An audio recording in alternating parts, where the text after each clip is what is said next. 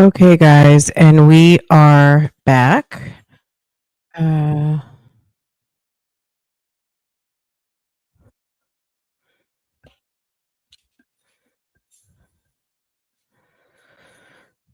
uh,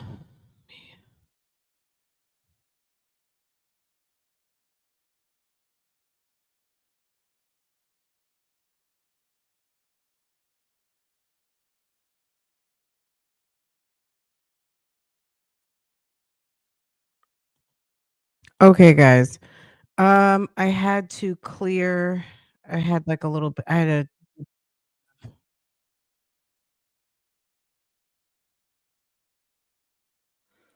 Okay, maybe that'll do it. Okay. All right, guys. Welcome back. After the lunch.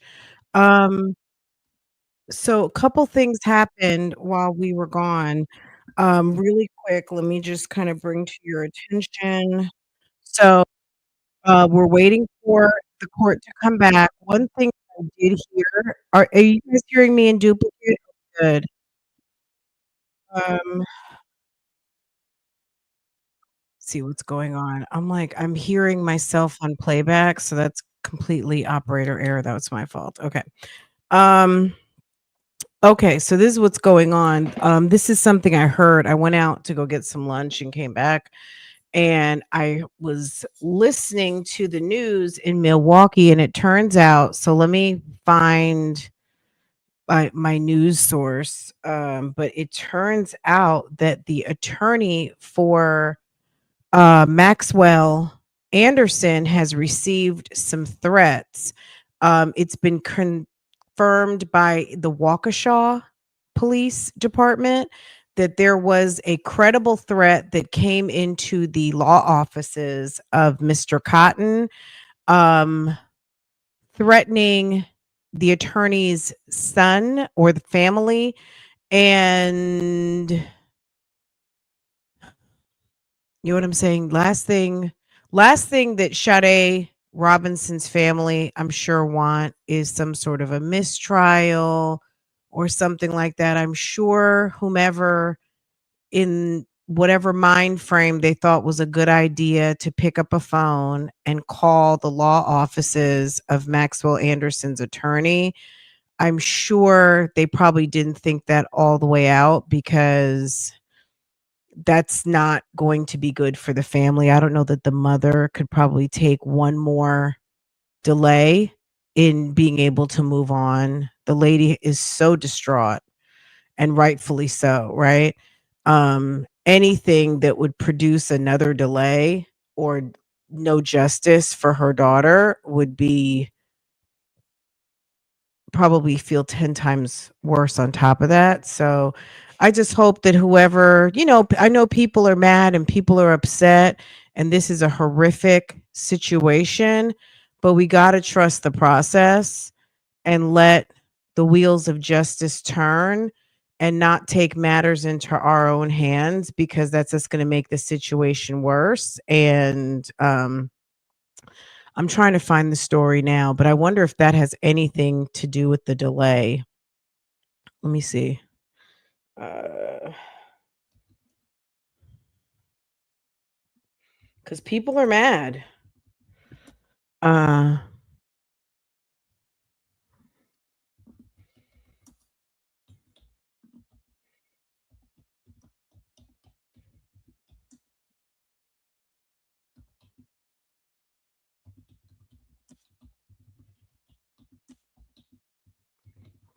I'm feeding in a hell of a search right now. Okay. Um. Yeah.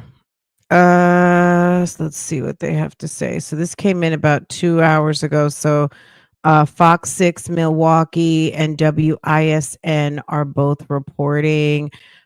Police, Maxwell Anderson's defense attorney receives, they said, death threats with an S. Attorney Cotton, Anthony Cotton's Waukesha office received death threats with an S this week. Waukesha, Wisconsin, the defense attorney for the man accused of killing Sade Robinson, um, has received death threats in recent days, according to Waukesha police.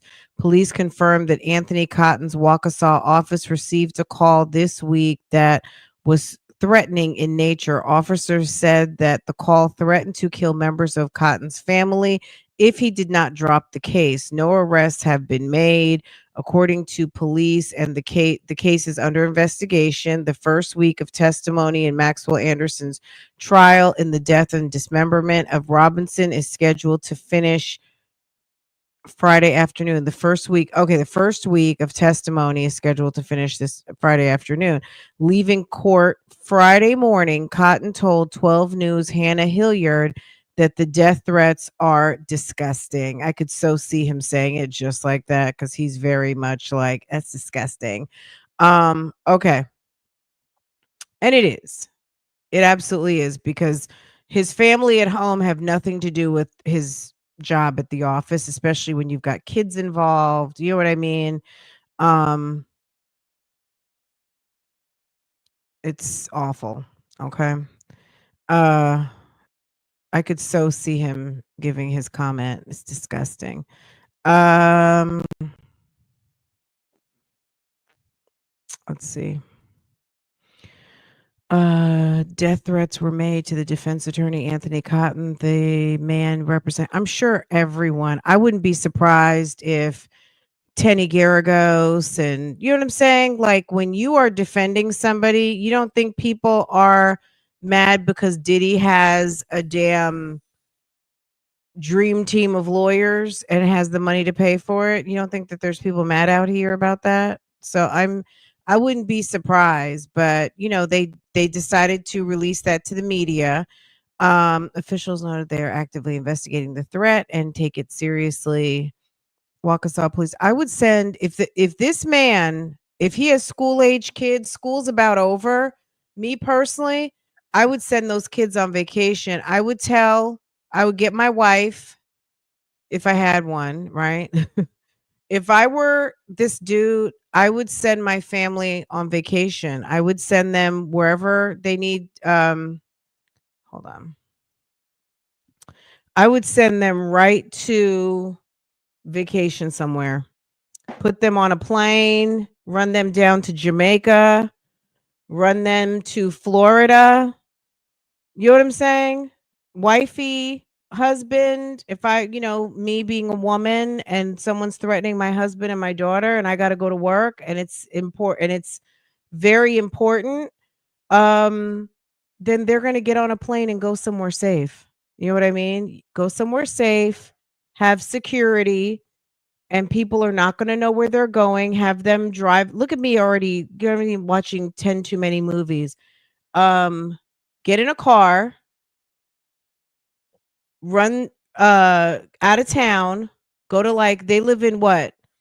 Wisconsin, drive to Chicago, get sister-in-law to come, drive them to Chicago and put them on a plane to Puerto Vallarta, and from Puerto Vallarta fly to Jamaica. Okay, go to Kingston, through Mexico.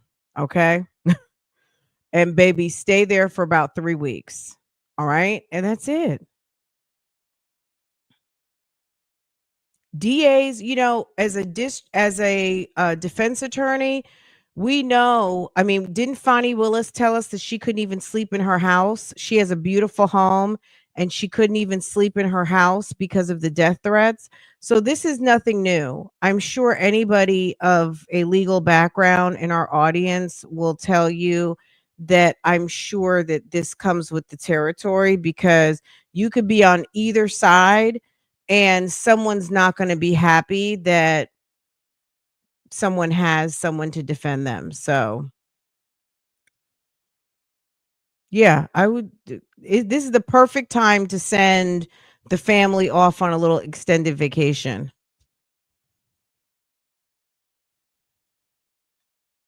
Or they're on Lake Michigan, run them to the lake somewhere, run them up to a lake house somewhere and be done. It comes with the territory on both sides. DAs and prosecutors get it all the time. and I'm sure defense attorneys too. I'm sure it's not any consolation, and I'm sure it's very scary. And your family has a right to live their normal life, but when you're on a high profile case, um, you know, sometimes the public is not always rational, right?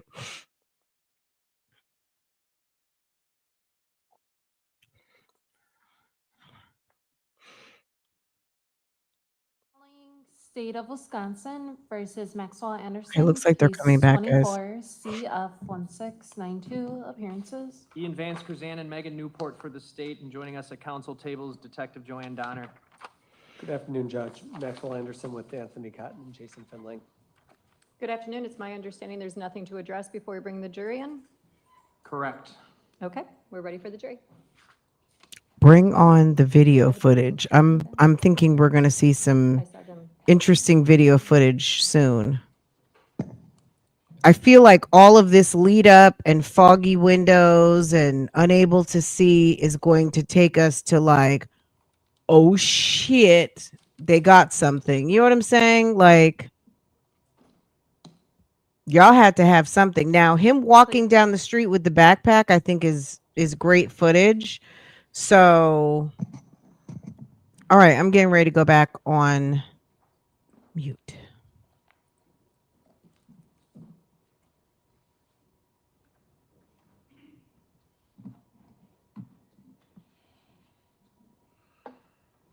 Frank White, Frank Black, and Jessica Bang. What was it? Jessica Bang and something else? Girl.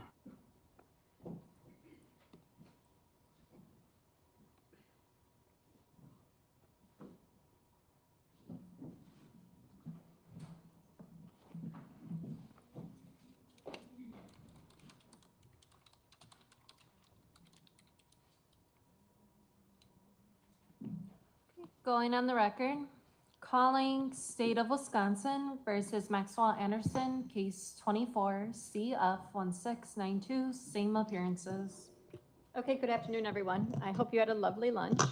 We still have Detective Thaddeus Schimmels on the stand. We are still on direct examination. I have a new court reporter, so we're going to re-swear him at this point.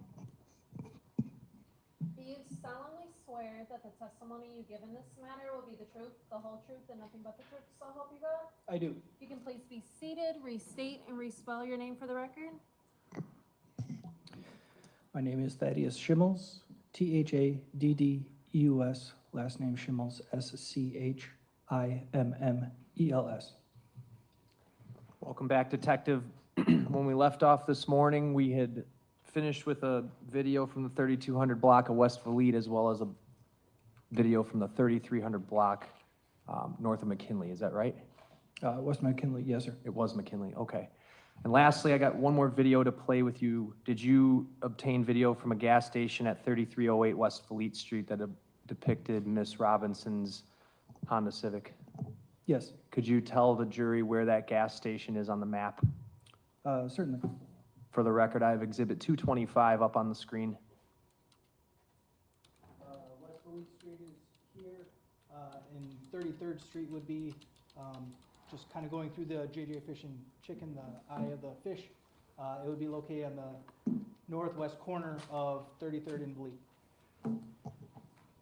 The footage we're about to watch, we see some of these same movements in one of the previous vehicles. Is that correct? That's correct. Which video? The video from to the east of the location from the 3220 West Valete Street, the care center. I have coming up on the screen here Exhibit 203. Is this the gas station video you recovered from 3308 West Valete Street? Yes, it is. Oh, I'm sorry, this is 201. I'm sorry. I was looking at the wrong case. Okay, I'd move 201 in. Any objection? No. 201's received. The video is date and time stamped, correct? It is. What is the date and time stamp? The date and time stamp currently on the monitor is the year 2024, 0402, which would be April 2nd. The time is 3:57 and 08 seconds. What can you tell us about the accuracy of that timestamp? The timestamp is 1 hour and 1 minute slow from the actual time. So what would be the real time where we have it here? It would be at 4:58 a.m. And what are we gonna see? What we're gonna see in this video is the camera view. It's showing the front of the gas station, the pumps. And right behind that, you can see going from the upper left to the right side of the screen would be West Valete. And then North 33rd Street would be going from the left side of the screen to the upper right. Okay. Is the car gonna drive by like we saw on the other camera? That's correct. It'll be traveling westbound, going from left to right on Valete Street in a moment. Playing at that time. Is that the car? Yes, it is. Paused at 4:50, it would be 3:57:17 on the screen. So that would be at 4:58 a.m. Correct. I'm gonna advance the video to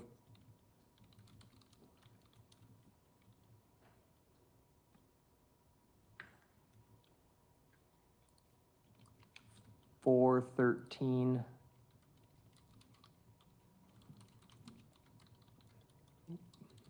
Let me go back.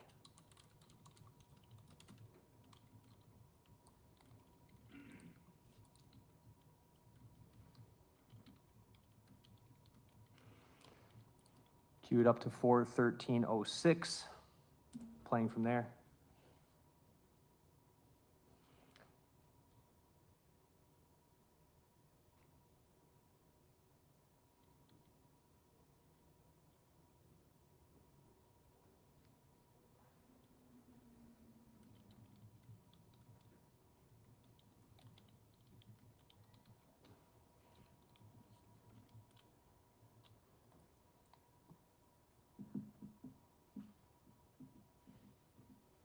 You see the Honda?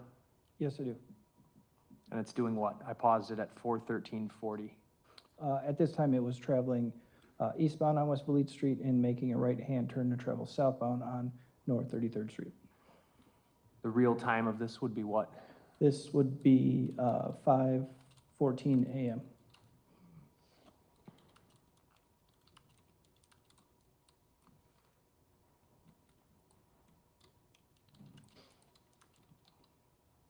Advancing the video to 4:15:31, but really that would be roughly 5:16, right? Correct. Playing from there. Is that the Honda again coming west? Yes.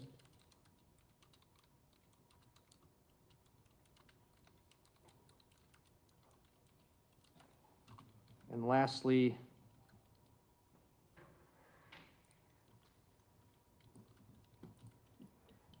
picking up at 4:18:46 on the video screen, this would be 5:19, right?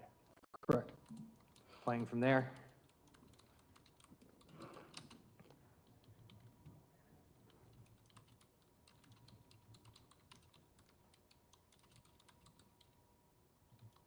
And what does it do?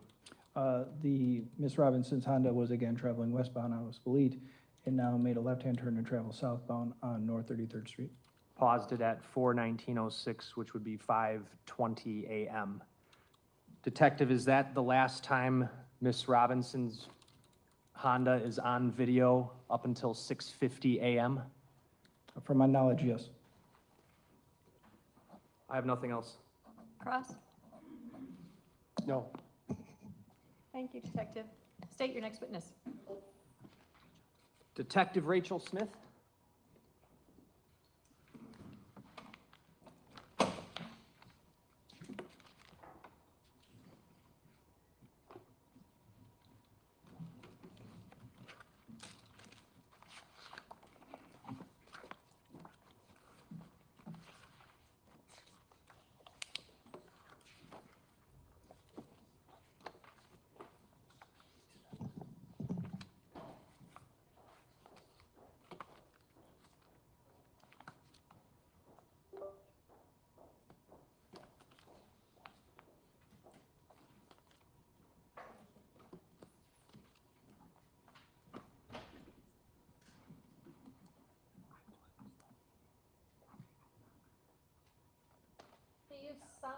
swear that the testimony you give in this matter will be the truth, the whole truth, and nothing but the truth, so help you God? I do. If you could please be seated, state and spell your name for the record. It's Rachel. Rachel, R-A-C-H-E-L, Smith, S-M-I-T-H. You a detective with the Milwaukee Police Department's homicide unit? I am. How long have you worked for the Milwaukee Police Department? I've been with the department for just over 8 years. Did you assist in the investigation of the disappearance of Sade Robinson in early April of 2024? I did, yes. Was part of your assistance trying to recover video from various locations? Yes.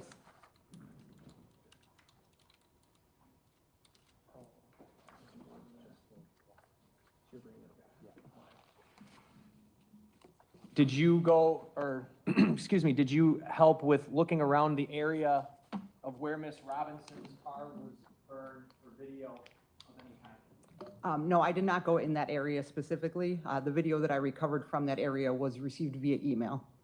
And what was that video from? It was from a fellow police officer's house. She lives at the area, at the address of 3123/3125 West Walnut. Can you tell us, for the record, that officer's name? Yes, it is Police Officer Shalonda, Shelondia, Tarver, Tarver. Can you point out on the map I have on the screen, which is Exhibit 190, where the house would be? Sure. It's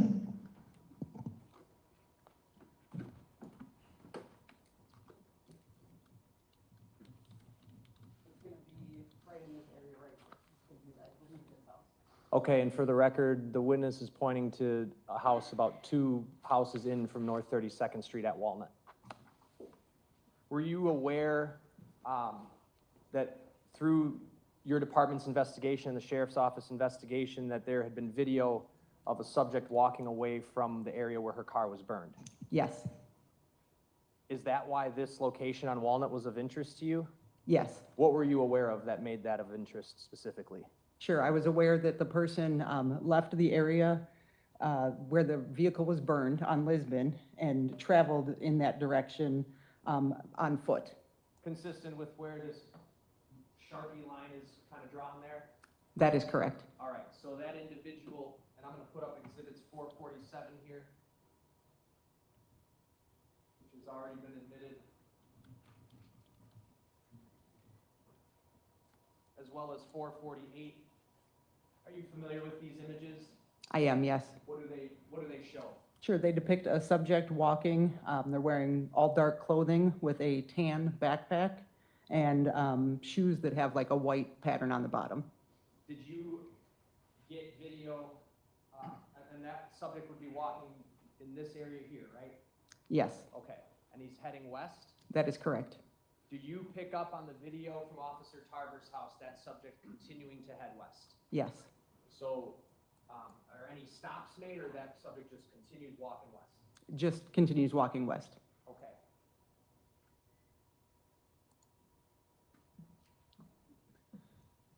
I've got exhibit 197 in my computer here. Can you tell us about what these clips are in terms of the video quality and how you received them? Sure, so unfortunately, Officer Tarver was having difficulty downloading the clips directly from the system. So what she did to not lose the video, she took a screen recording with her cell phone. She recorded it and then sent that to me via email. So they're pretty grainy? That is correct. Okay.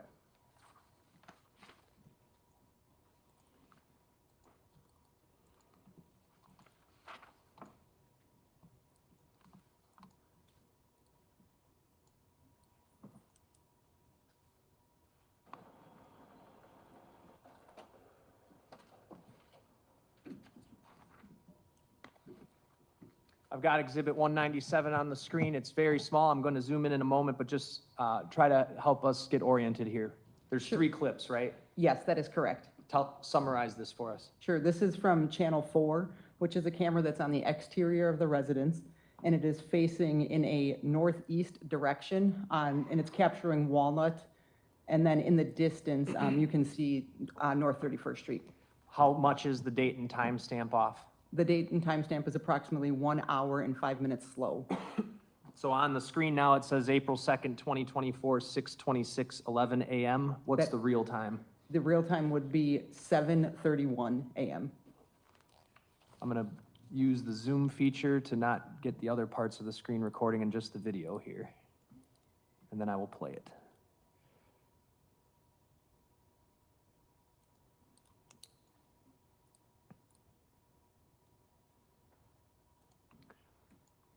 I'm gonna play it one time in normal speed and then one time in sped up. Playing it at 2:07. The clip is 3 minutes, 57 seconds long. And just before I get going, since I advanced it, the timestamp here now reads 6:28:20 a.m., so that would be what? 7:33 approximately. Playing at 2:08.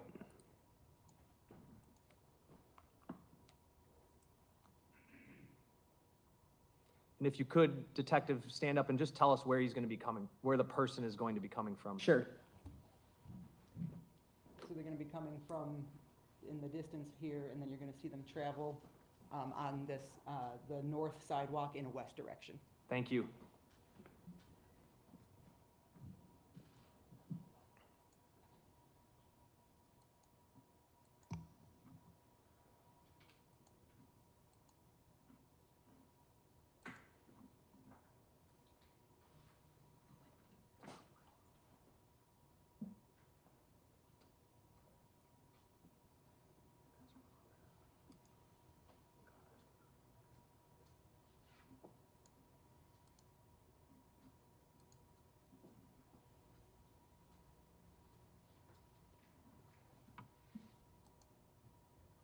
You see him?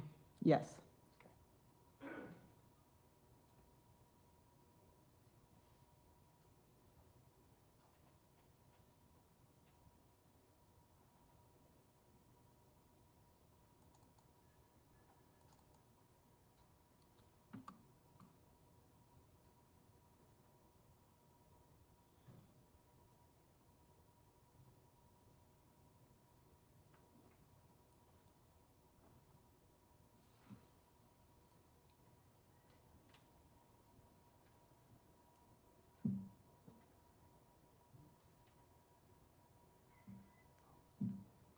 And then he's off the screen by 3:53? That is correct. Okay, just one more time and fast forward.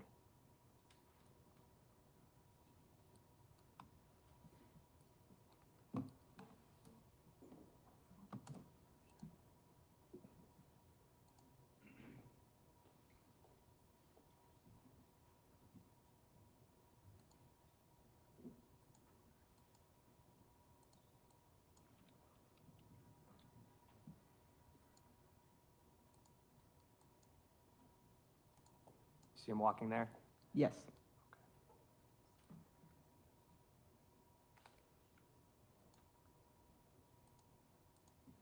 The next clip is going to be from what angle then? It's going to be from channel 3, which is going to be essentially a directly north angle, and it's going to be capturing just West Walnut Street. Judge, I don't know if I moved this in, but I would now. Any objection? No. Tell me the number one more time. 197. And this is actually channel 2. Okay.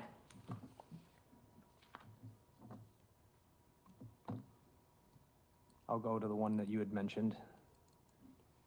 So this is just looking direct in front of the house then? That is correct. Okay. Playing this one from 50 seconds.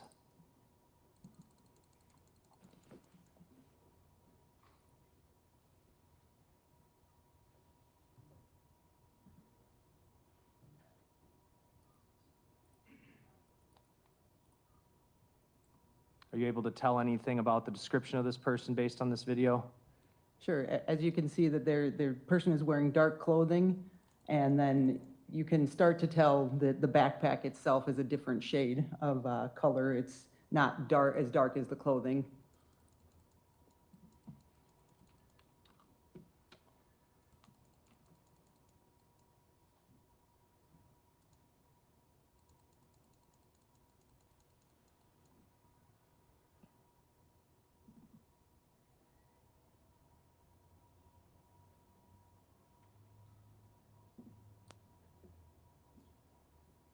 Last clip.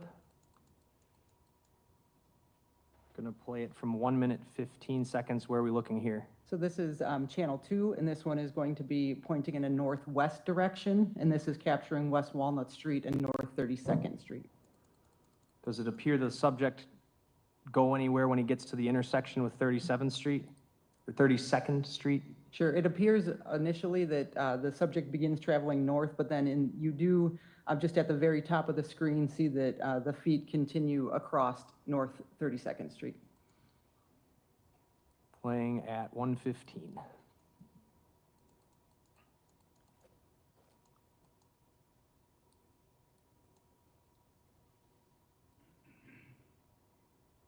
I paused it at 1:25. Are you kind of able to tell the color of the backpack here? Yes, in this view, you're able to see that the backpack is tan in color. Can you get up and point that out, please? Yes. Thank you. Okay. I'm going to back it up and then let it play.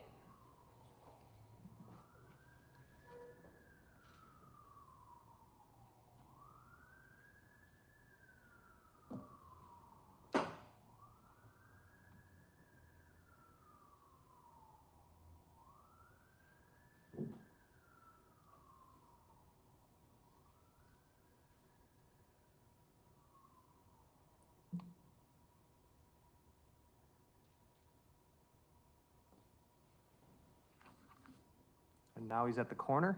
Correct. Okay.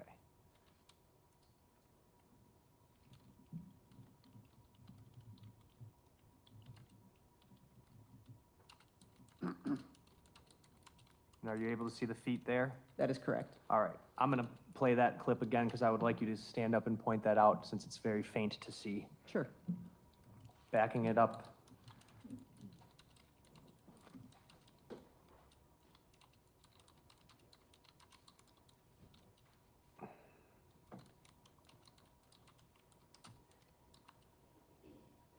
Oh, sorry. I don't know what happened there. We'll wait till it gets back. All right, I paused it. And just before I continue playing it, what's the timestamp in real time? So the timestamp in real time is going to be approximately 7:35. Okay. Now, if you could, Detective, point out what you're talking about with him crossing the street, and if you can pull that mic to you, that would be helpful. Not that one. Actually, there's one right here.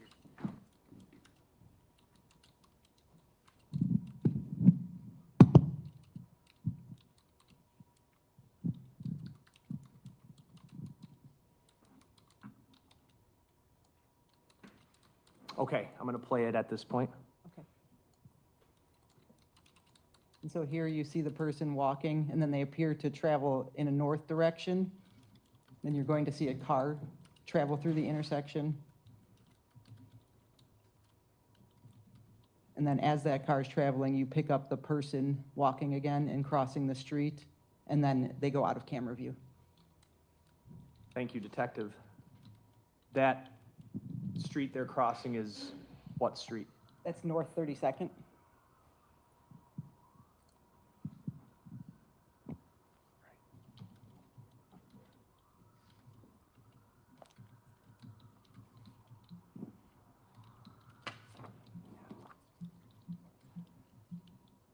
So they're crossing North 32nd Street, which direction?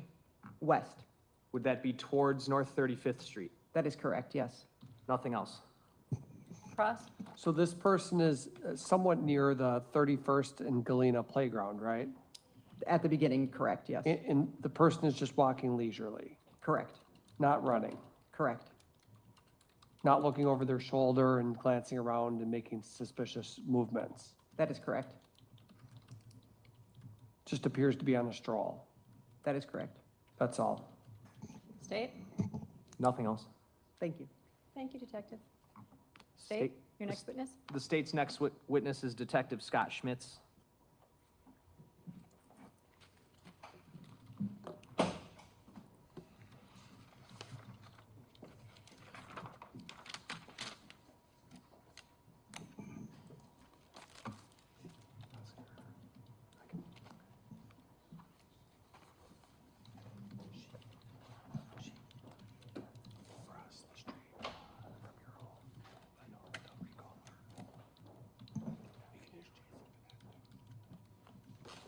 Do you solemnly swear that the testimony you give in this matter will be the truth, the whole truth, and nothing but the truth, so help you God? I do. If you could please be seated, state and spell your name for the record.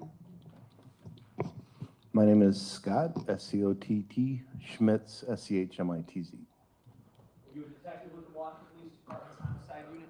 I am How long have you been with the department? with the police department over 24 years. Okay. Did you assist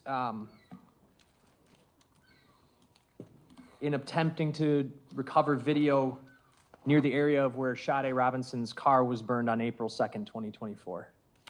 Yes, specifically the area of 35th and Lisbon. Why the area of 35th and Lisbon? Because we had received information that Maxwell Anderson had boarded a bus in the area. You are aware that other videos were recovered in the area showing a subject walking around that area Yes, from where Miss Robinson's car was burned. yes. And I'm going to put up again, exhibit 448.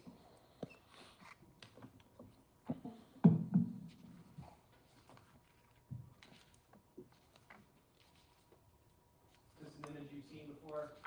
Yes, Were you kind of tasked with trying to find video to see if you could pick up this individual walking anywhere else? yes, we were. And based on that clothing description, were you able to find video depicting that person? Yes, we found video from a corner store on the corner of 35th and Lisbon called the Key Spot.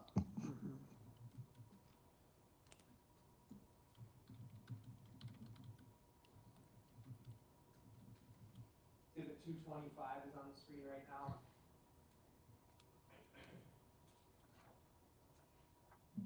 All right. So, were you familiar with the location where Miss Robinson's car was burned? You know where that was? I believe it was a little bit south of 35th and Galena. I don't know the exact location though. And, all right, so right here, we're looking at, this is Lisbon in the middle, right? Yes, Okay. The video you recovered is found where? would you like me to stand up and show you? Yes, I have a microphone for you.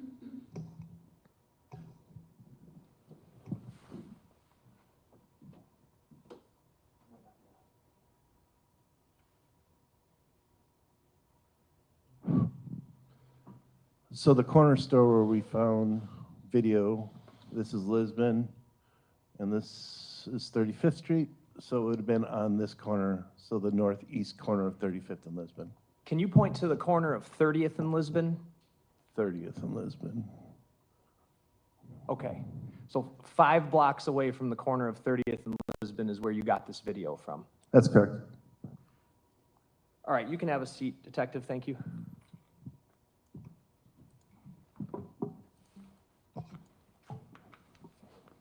The video you recovered, did it depict what appeared to be the same person as in those screenshots I showed you? Yes.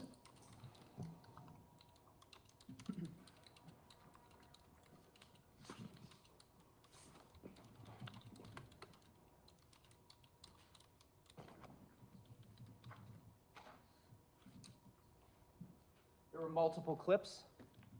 Yes, we retrieved a total of 4. Okay. Who'd you retrieve that video from?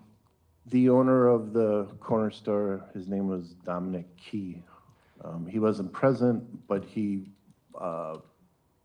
forwarded us the clips from his phone. I'm gonna bring up the first clip. Sorry. This is exhibit 198. Let me get off the Zoom. Do you recognize this?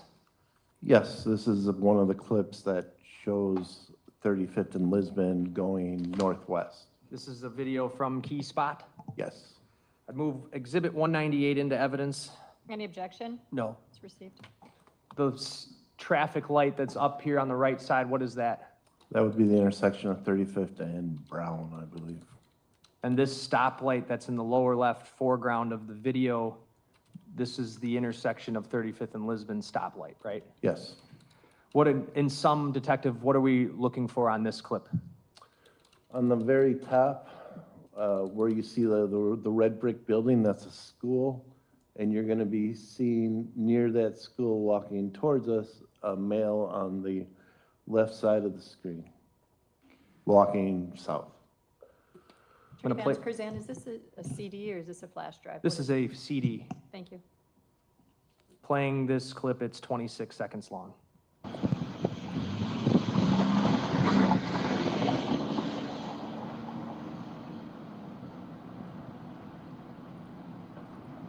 If you could, detective, stand up and point out what you're seeing.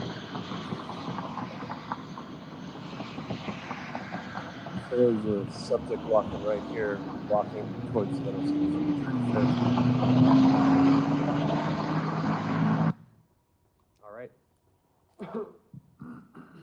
Next clip, that first clip was titled Key Spot, Channel 4, and it ends in 250. And the next clip is titled Key Spot, Channel 4, and it ends in 621.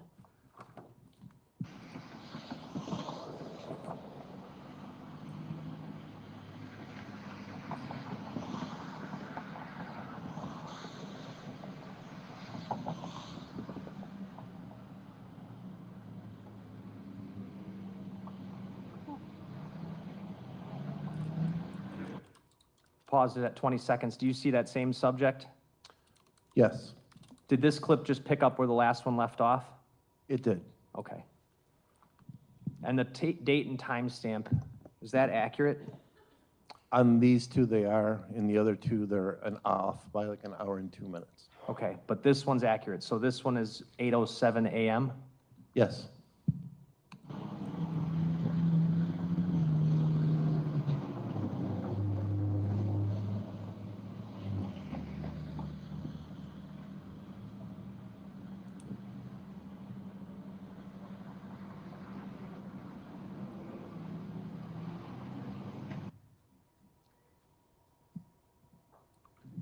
The next clip I'm gonna play is titled, it starts with RP replay, and it ends in the numbers 497. Before I play that, this is a different camera altogether, right? It is, and this view is gonna be, I believe, an hour and 2 minutes behind. So on this, it'll say 7:05, And what's then the real time? 8:06. And so this picks up where the last camera left off? Yes, And do you see that same subject on this clip from the beginning here? he's right here. You're pointing to the upper right side of the screen?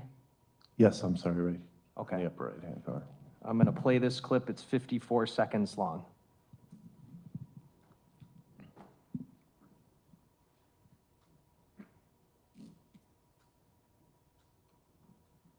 Paused at 6 seconds. I'm gonna zoom in.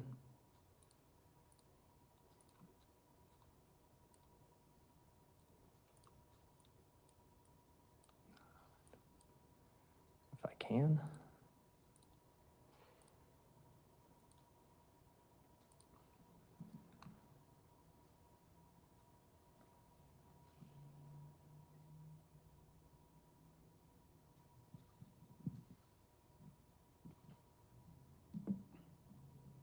All right. Are you able to describe what you see that subject wearing? He's wearing all black and has like a tan colored backpack.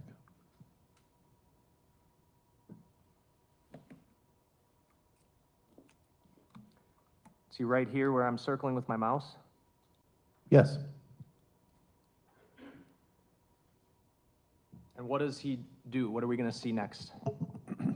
in the next clip, you're gonna see him standing at the bus stop until the bus comes.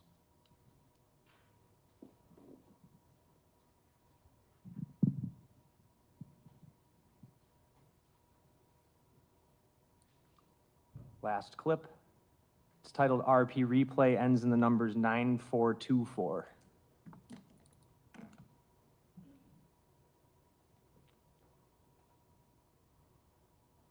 That Adrian Wojnarowski notification was on the video that was sent to you, right? Yes, it's from whatever, the owner's cell phone.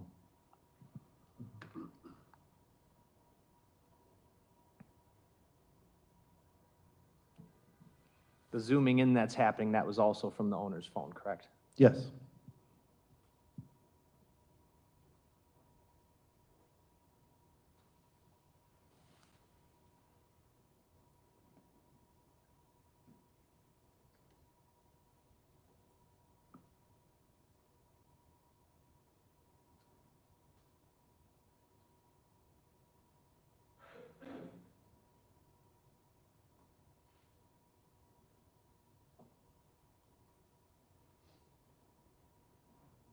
What just happened? He made a move towards getting on the bus. A Milwaukee County Transit bus? Yes. Nothing else? Cross? Okay, so the video footage we were watching was from the key spot, right?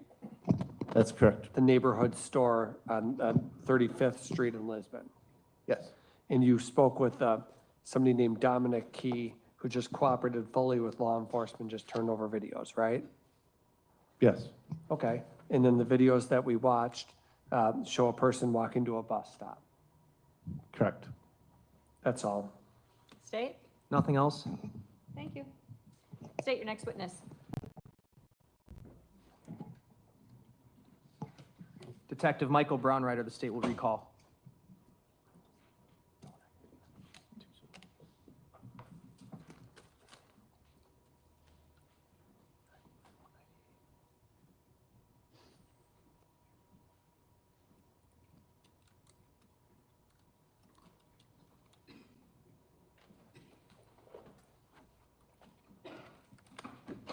Detective Brownrider, we have a new court reporter, so we're going to re-swear you. Do you solemnly swear that the testimony you give in this matter will be the truth, the whole truth, and nothing but the truth, so help you God? I do. If you could please be seated, restate and respell your name for the record. First name Michael, Michael. Last name Brownrider, B as in boy, Raunreitter. Detective, you previously testified about some videos in the area of 30th and Lisbon up to 30th and North Avenue, right?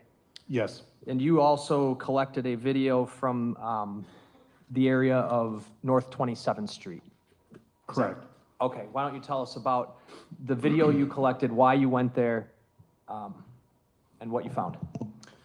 So I collected video from a Milwaukee Police Department pole camera, which is located at the intersection of 27th and Wells.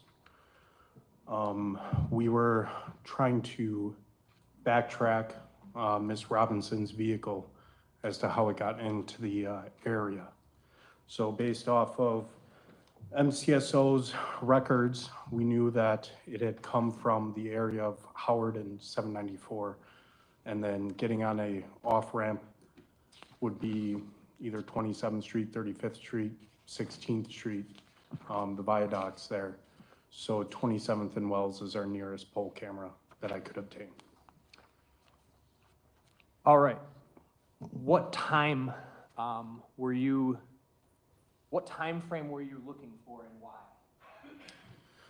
I was looking for any time after 4:40 in the morning. Specifically, why 4:40? That was the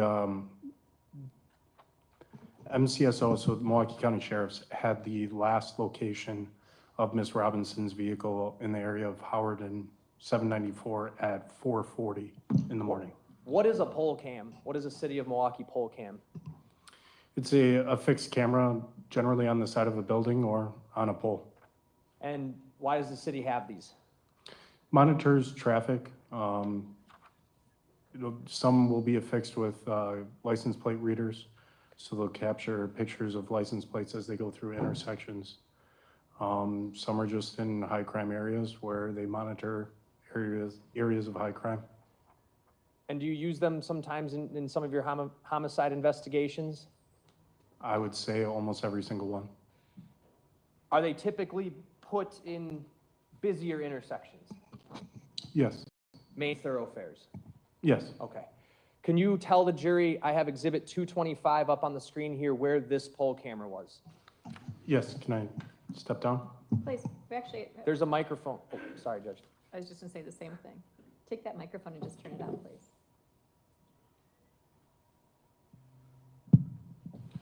Okay, 27th and Wells is this, it's actually marked here with Daddy's Soul Food and Grill. Specifically, the pole camera was on the southwest corner of 27th and Wells. So right here where I'm pointing. So you were basically trying to check any possible route you could check for how the car would have gotten from, what was the area you said originally? MCSO last had her vehicle or her phone records in the area of Howard and 794. Near St. Francis? Yes, And so you're trying to find a route that would take from St. Francis to the area where her car was burned. Is that a fair statement? correct. What freeway exit would one maybe use? The one that we had spoke of before, which exits at like 25 in Clybourne, 26 in Clybourne, you would come up. Closest would be Wisconsin Avenue, then you would take a left turn, and then the first major thoroughfare north and south is 27th Street. The blue right here that turns gray. 26th Street and 25th Street are not busy streets? No, Okay. Did you in fact find video showing that? yes, I did. And I'm going to pull up Exhibit 196 here.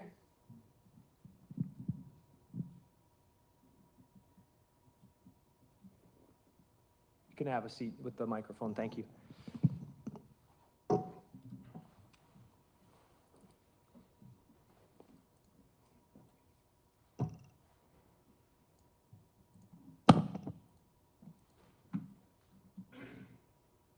All right, I'm going to bring up first the video file that is labeled as camera 1. What are we looking at, Detective? So this is 27th and Wells. It's facing southbound. So in the top right corner of your screen here is actually going to be the intersection of 27th and Wisconsin. And then across the street, so on the other side of the screen is that Daddy Soul Foods that I had spoke of. And on the left corner of the screen is pretty much the intersection of 27th and Wells.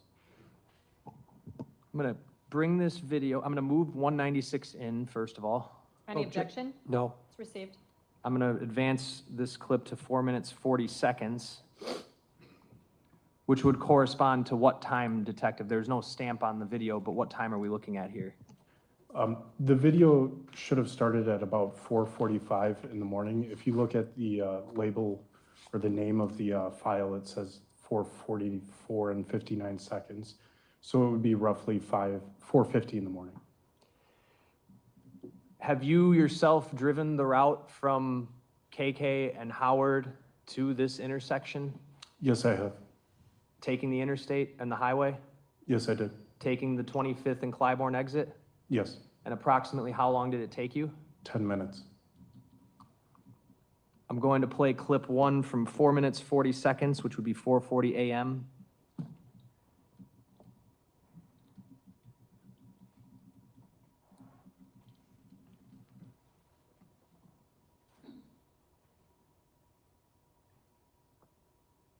I'm sorry. Yeah.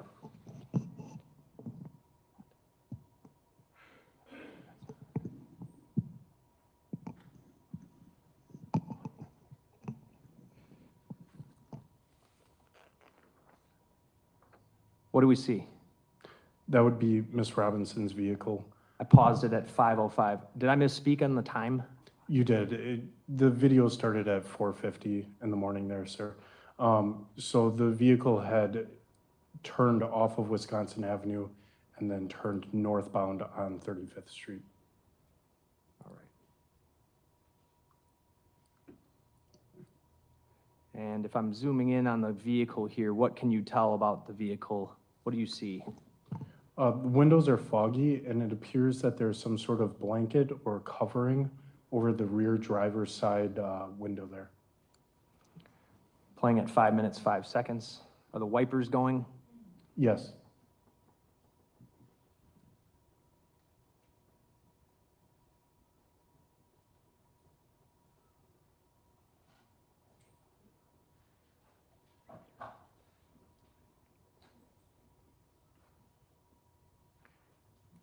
I paused it at 5 minutes, 26 seconds, and the car just drove off screen, correct? Correct. Continued northbound on 27th Street there. So what time would that have been when it drove off? It should be about 4:51, 4:50 in a couple of seconds there. Between 4:50 and 4:51 a.m. Correct. Okay. I'm gonna go to the next clip. This is labeled camera 2.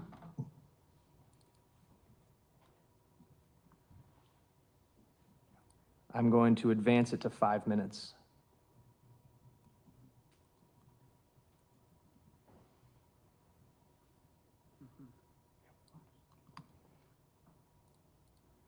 All right, so I have it up to the 5-minute mark. So based on that, what time would this video be, when I press play, what time are we going to be playing from in real time? It should be 4:50.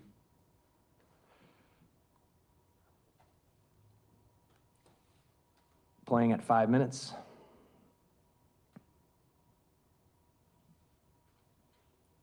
I paused it. The TV has gone out.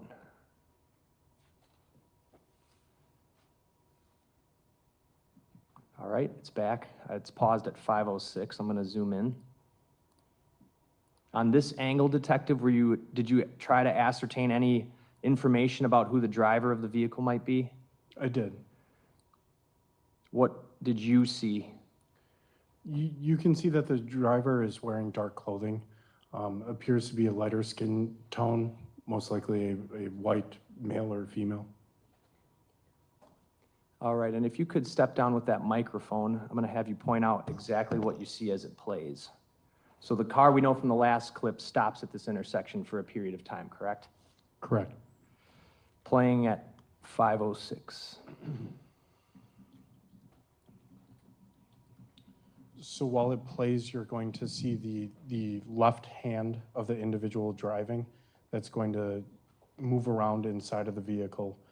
You're going to also see a shadow of the face. Again, you're not able to make out an identity, but you're able to see that it's a lighter skinned individual. And that TV went out, so I'm going to back it up and do it again.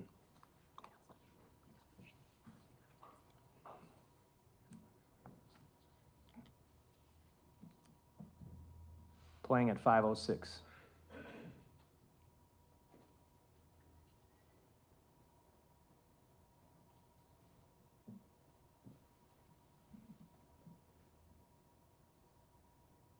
You can see the face there as it moved, and then the left hand in the corner of the window there. Okay. Backing up to 5:09 and playing again. That was paused at 5:19.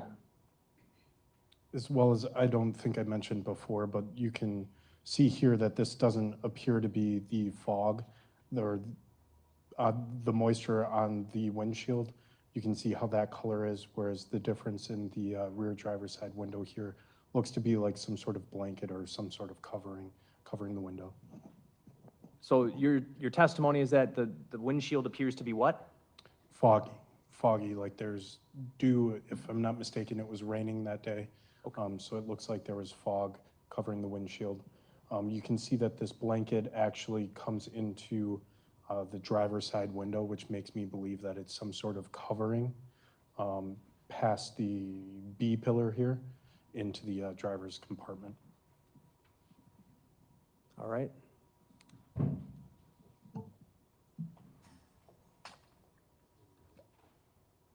Okay, I got the TV back, so I'm going to play it at 5:08. And if you can point out what you notice about the driver when you see it.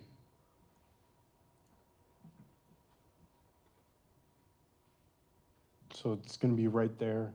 When you pause it, it's a little bit blurry, but it appears that the driver kind of tilts his head or their head to the left, which you can see a skin tone there that appears to be a lighter skin tone. And then that was the hand that had just moved as well. Off the camera.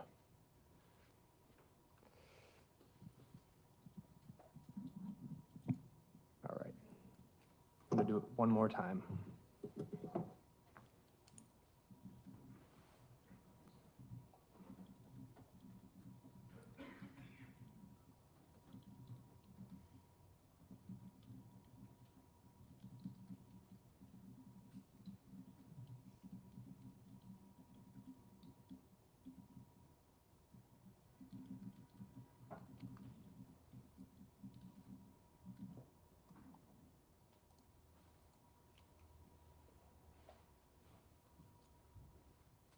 Pulling northbound on 27th. Correct. Last clip. This is labeled camera 3.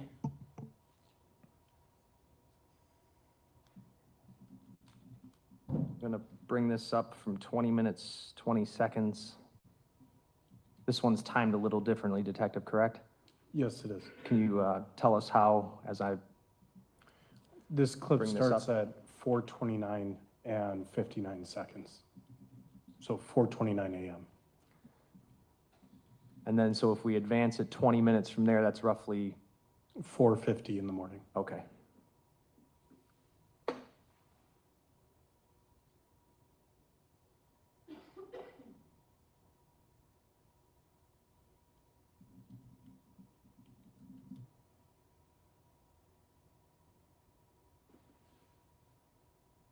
Traveling northbound from this intersection, would that get you to Vliet Street? Yes, it would.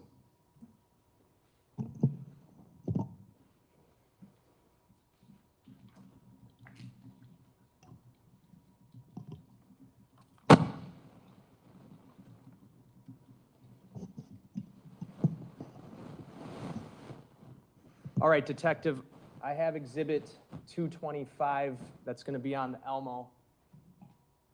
Throughout your involvement in this investigation, did you familiarize yourself with the exact locations and directions and times where, specifically times, where the Honda Civic is seen driving and where that subject, Exhibit 448 is on the screen, is seen walking?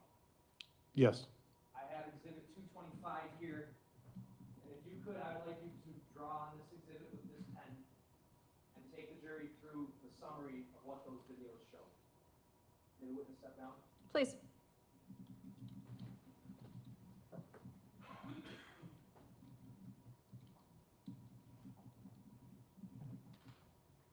Why don't you use this red pen here?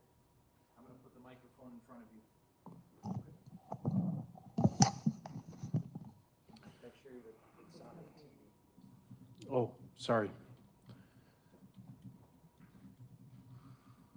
So as I had just testified, the vehicle is northbound at 4:50 in the morning on 27th from Wells Street here. Then it is captured on video.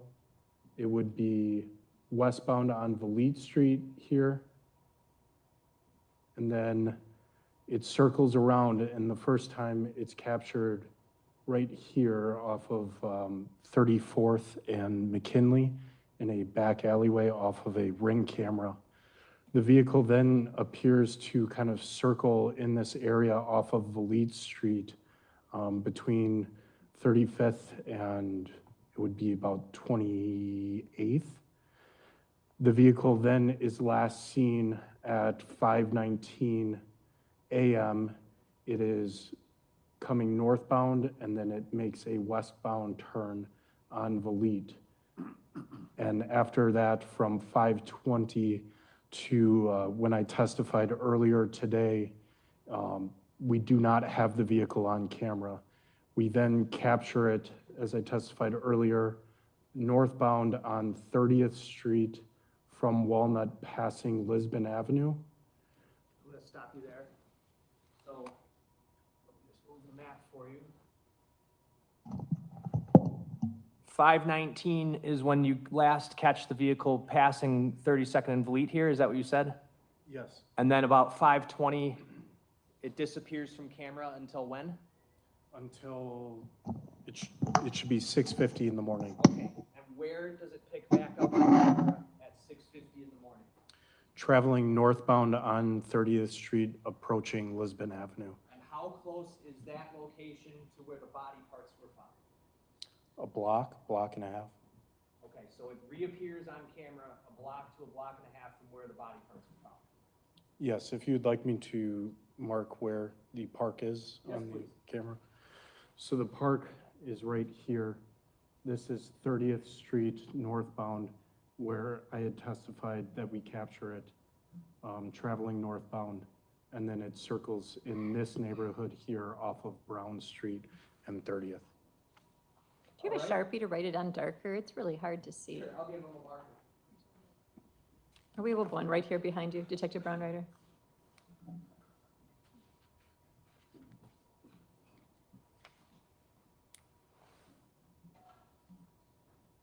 on 27? Correct. Then? Westbound on Valete. It's captured in this alleyway here off of a ring camera at 459. It's then circling, or appears to be circling the area off of Valete Street here. The last time that we capture it on video is 519. It's westbound on Valete towards 35th Street, where it's out of camera until, Can you write 519 next to that arrow? yes, ma'am. Go on. Where it's then captured northbound on 30th from Lisbon to North Avenue here. As I circled here, this is the park where the human remains were located. What time does it reappear? 6:50 a.m. Can you write that? And then draw a line off that circle and write park.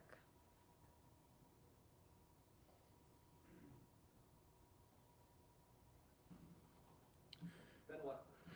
It's captured traveling kind of in a circle around here off of 30th and Brown. And then it pulls into the alleyway, the location of the fire. I will put an arrow here. That's at about 7:23 a.m. Where then we see shortly after MFD approaching. Okay, around a little after 7:30. Correct. Then, I don't know if we have a different color. You want to use blue? Use the highlighter here, sir. Use the highlighter.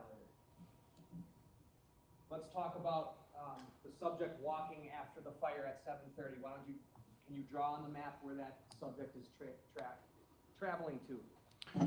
Yes, that subject is seen traveling southbound on 30th from Lisbon.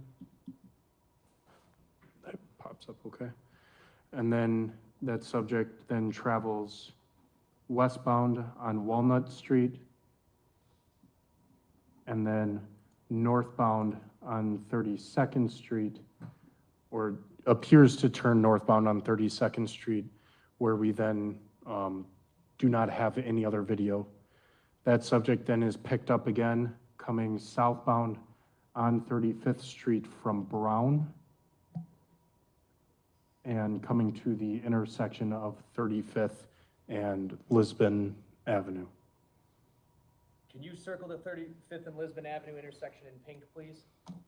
And what time is that subject walking southbound from Brown towards the intersection of 35th and Lisbon? If I'm not mistaken, it's approximately 8:06 a.m. And is that the time that the person gets on a bus? I believe that individual gets on a bus at around 8:11. He waits at that stop and then gets on the bus. Correct. Okay.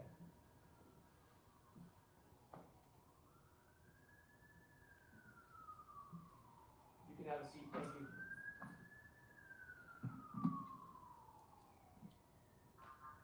So to be clear, Detective, after disappearing from camera at about 5:19 a.m., the car is off camera until 6:50 a.m. Correct. At which point it is picked up just next to the 31st and Galena playground by the video you recovered. Yes, it's traveling northbound on 30th from Walnut, which is within a block of the park. Is it coming from the direction of the park? Yes.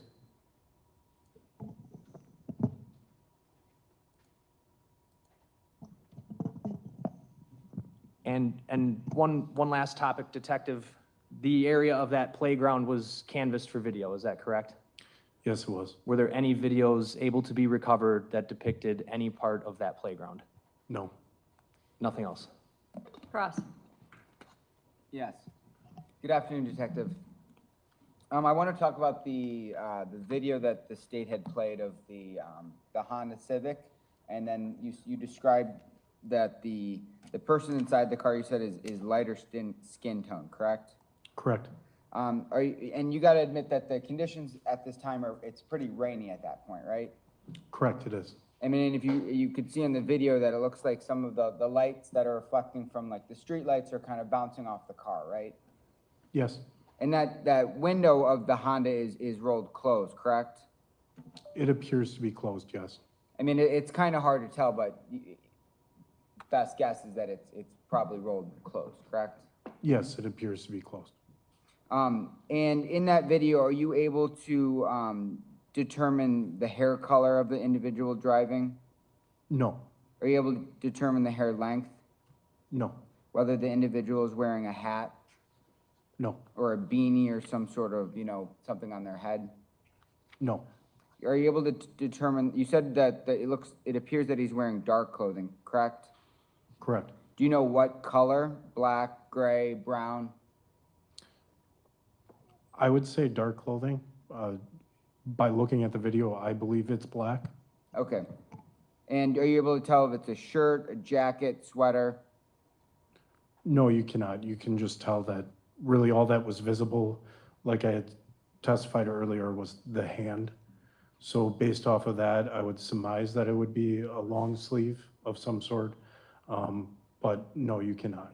Well, I mean, it could, can you tell if the individual is wearing gloves? Because that could explain why it's lighter.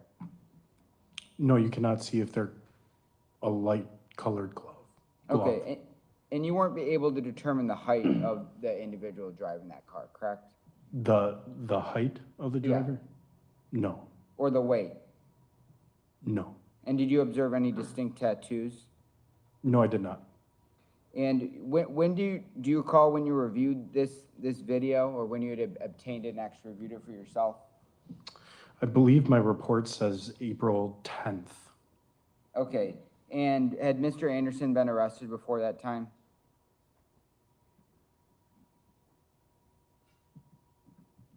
I can't recall. Are you aware whether you knew what Mr. Anderson looked like before you had reviewed that video? Yes, I was. Okay, nothing further. State? Nothing else. Thank you, Detective. Thank you. State your next witness. Detective Ryan Bergman.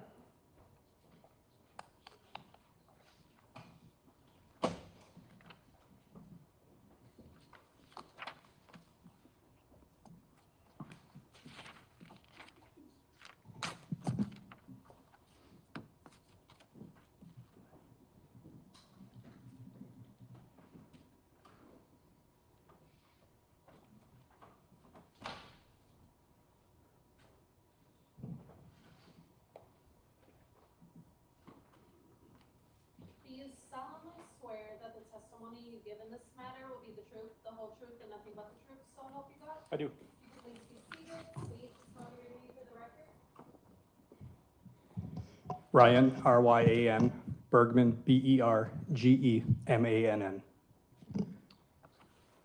Are you a detective with the Milwaukee Police Department's Homicide Unit? Yes, How long have you worked for the department? since April of 2003. Through your work as a detective, do you oftentimes find it useful to recover video from Milwaukee County Transit System buses? Yes, In fact, so much that they've actually given your department access to their camera system. Is that a fair statement? correct. I believe there's 6 of us that have access to that. And were you a participant in the investigation into the disappearance of Sade Robinson in the form of trying to see if any Milwaukee County Transit bus video could assist? Yes, Did you recover videos from the Milwaukee County Transit System? I did. Did they show anything of note? They did. There were 2 buses in particular that you recovered video from, is that right? Correct. Can you tell the jury what 2 bus routes those were? Sure. The first bus video that I would have recovered was from bus Route 57, and that would have been the bus that traveled at the time westbound on West Lisbon Avenue. And then the second bus that I would have recovered would have been the 35 route bus, and that would have been the bus that traveled southbound on North 35th Street. I have exhibit 225 on the screen here. The bus that travels down Lisbon, that's what you were talking about? Correct. It's actually they call it the Walnut/Appleton route bus, but it travels down Lisbon. Because Lisbon turns into Walnut somewhere around 24th, right? Correct. Okay. I'm gonna bring up Exhibit 203 on the screen.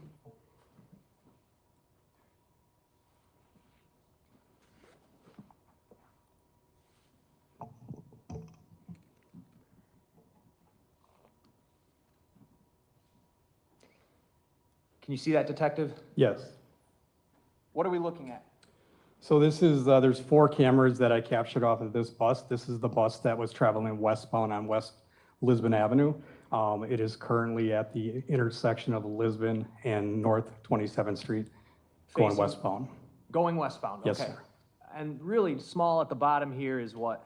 So that would be the date, time and date stamp. It says 4/2 of 2024, and it's marked at 7:29 and 24 seconds, so 7 in the morning, 7:29 in the morning. You're aware that her vehicle was set on fire somewhere around 7:30 a.m., correct? Correct. Why don't you summarize what exactly we're going to see here? Sure. The bus is going to continue going westbound along West Lisbon Avenue here. And as we approach 29th Street, North 29th Street, you'll see a blue building. And then along the north side sidewalk, you'll see 2 females walking westbound. And then as it keeps on going westbound, you'll see an individual coming out of the yards between, it would be the 2900 block of West Lisbon. And then you will see a vehicle, Ms. Robinson's vehicle, in the background, and you will see a flame that starts in the passenger compartment of that vehicle. And what you just summarized is captured on not just this camera video angle, but a summary of what the cameras from this bus Correct. depict. Okay. I'm going to play this. It is queued up to April 2nd, 2024 at 7:29:24.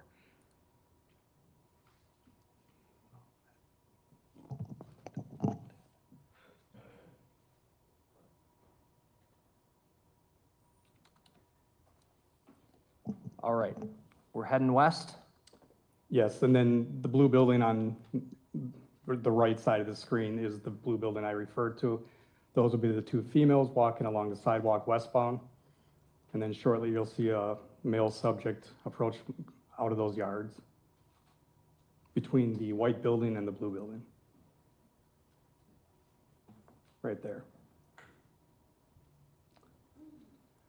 I And- paused it at 7:30 and 02, and if you look off to the right side of the screen, what can you see here? That is Miss Robinson's vehicle, and the fire appears to be just starting inside the passenger compartment of that vehicle. This is the subject here that I'm circling with my mouse that you were referencing walking out? Yes.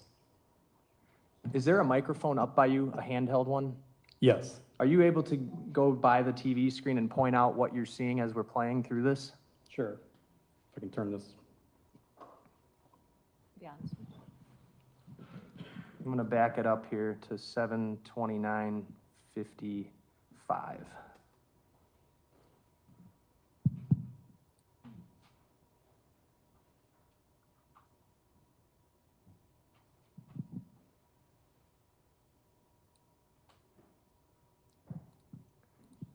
So the 2 females are walking westbound along the sidewalk, one with a black and white umbrella, the other one with a blue jacket with the number 23 on it. And then to the right side of the screen is Miss Robinson's vehicle. You can see the fire is starting in the passenger compartment of that vehicle. And then in front of the 2 females, there's a subject, a male subject wearing a black hooded sweatshirt and a large camouflage backpack. At some point in maybe this clip or other clips from the same exact bus, are you able to tell any demographics about that individual with the backpack? Yes, it would be outside the curb side view of this bus video. Okay, I'm going to keep playing the video. Pause there. Are you able to tell anything about his shoes there? Yes, you can tell that it has a white bottom sole, and then there's a darker top part of the shoe, and then also dark pants. I'm going to move over to the curbside. All right, so I'm on the curbside view now. Yes, This is the woman with the umbrella up here. correct. The woman with the LeBron James jacket is behind this tree. Yes. Okay, playing from there. 7:30:06. Do you see the subject with the backpack? Yes, so you can see the backpack a little more clear here. It's going to be a tan camouflage backpack. And then you can also see that the tops of his shoes are also that almost similar tan color.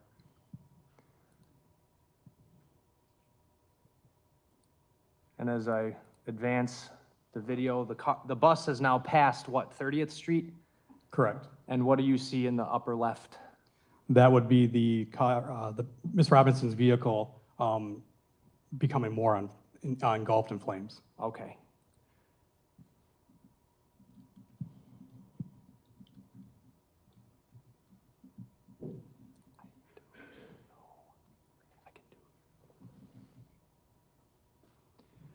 I'm going to go back again to 7:30.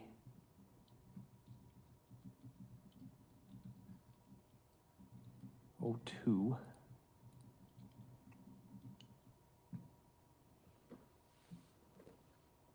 And play from there, frame by frame. Did you want me to narrate it again, or? Yes, please. So the LeBron James jacket is continuing to walk westbound. She appears to look to her right, which would be north. And then the male subject comes out of that lot and stands next to the bus. And then as the bus passes, he crosses the street, which would be southbound across Lisbon.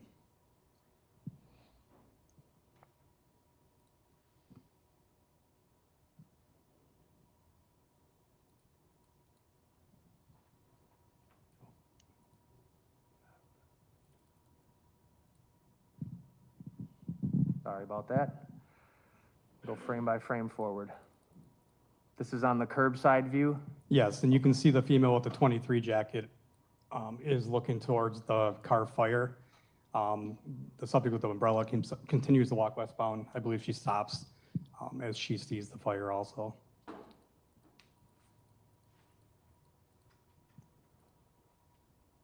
And that would be the male subject with the tan backpack. Appears he's waiting for the bus to pass him so he can cross the street.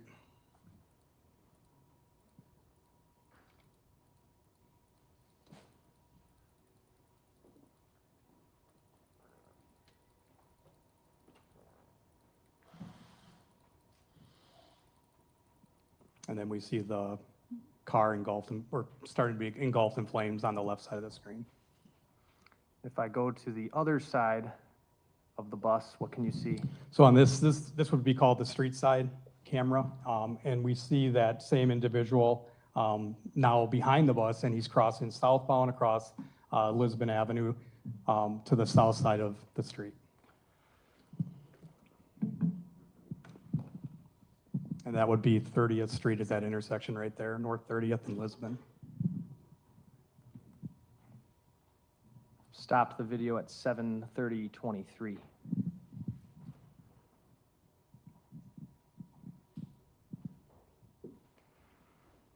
Let's talk about the 35th Street bus. Yes.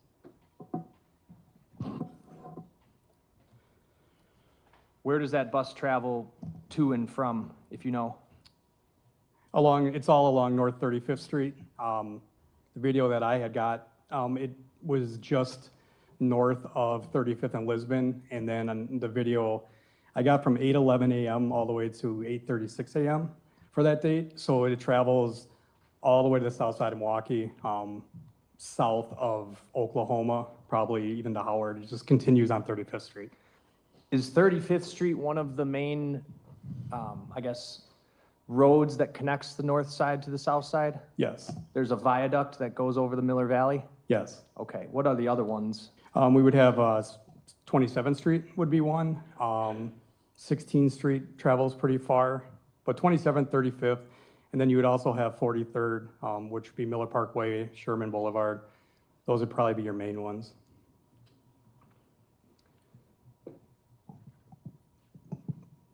Are you aware of what Mr. Anderson's listed residence was? Yes, Where was that? I believe it was a 3100 block of South 39th. Okay, how far away would that be from where one could get off of the bus that travels on 35th Street? So the two options to get off on around that address would be on 35th and Oklahoma, and then 35th and Ohio, which is, I believe, the 3300 block. A logical bus route to take if you were on 35th and Lisbon and you wanted to get to the 3100 block of South 39th Street, what bus would you take? The 35th Street bus. Okay.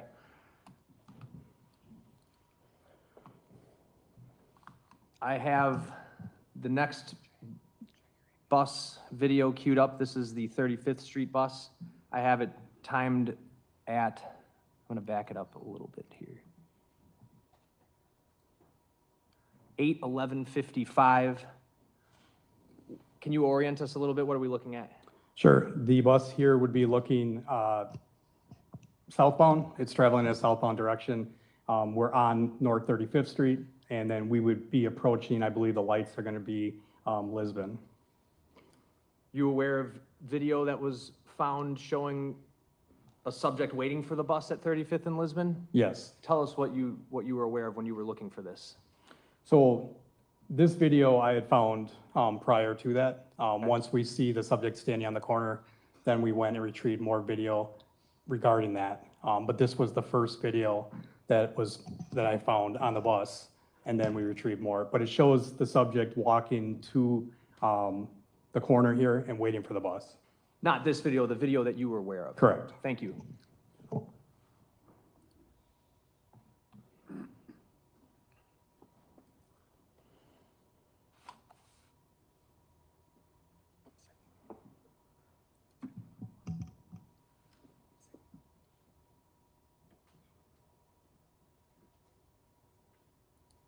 Pause the video. Do you see anyone on this frame that looks familiar from the last bus video we saw?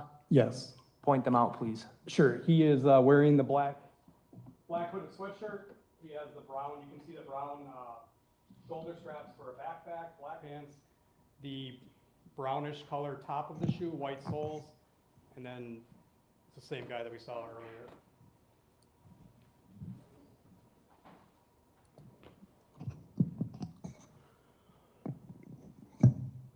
Going over to the, what is this camera? So there's 10 different cameras that I downloaded off this bus. You have 4 exterior cameras. You have the windshield, curbside, street side, and then you have a rear facing camera. And then there's 6 interior cameras on this one. So the one we were looking at just a minute ago was the windshield camera. This would be called the front door camera. And there's also cameras that face back into the bus where the passengers sit? Correct. And then on the interior cameras, there is audio. Okay. Let me make sure I have that on.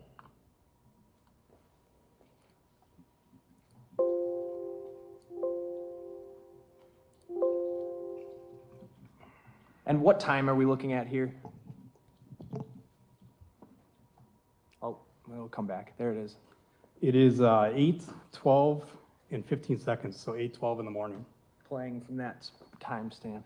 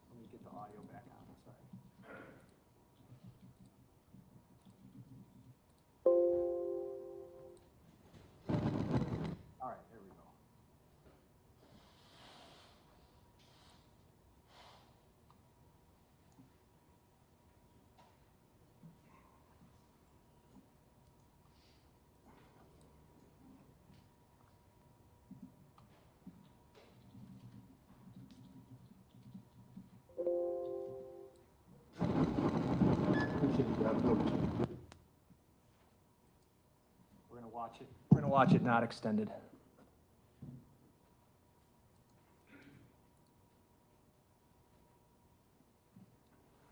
No.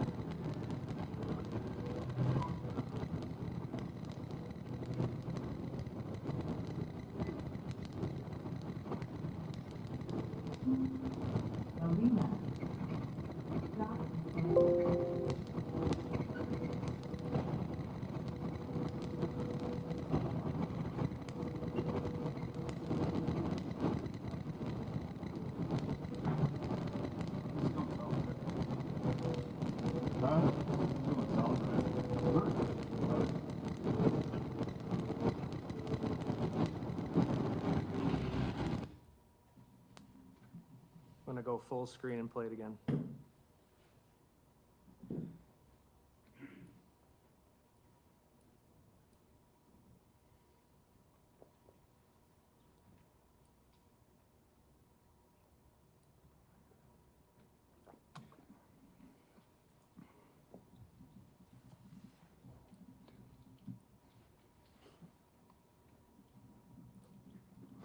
You run last week.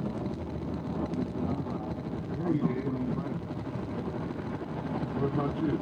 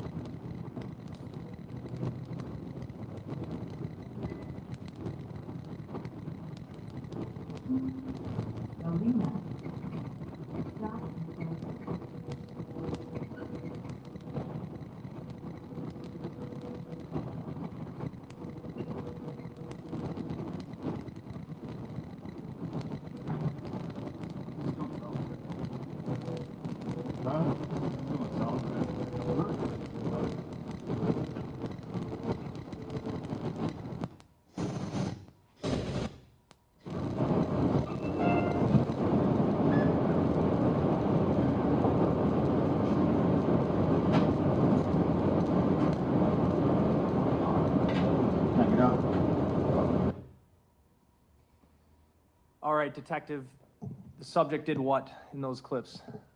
He enters the bus, he puts $2 into the machine, and he asks the bus driver if the bus is going south. And the bus driver tells him it is. Okay.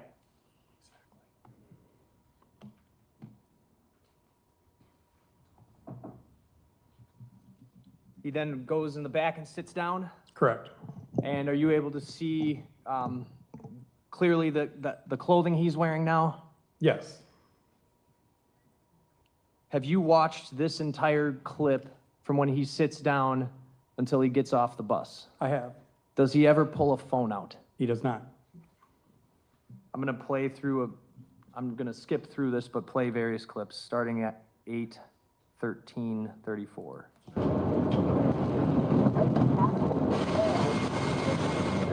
Route 35.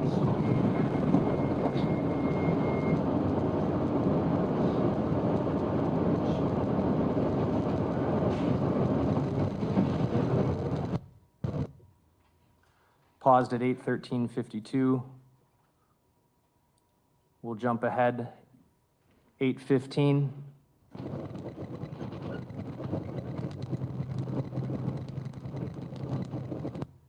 Paused at 8:15:18, just sitting there. Yes. Let's go ahead, 8:17.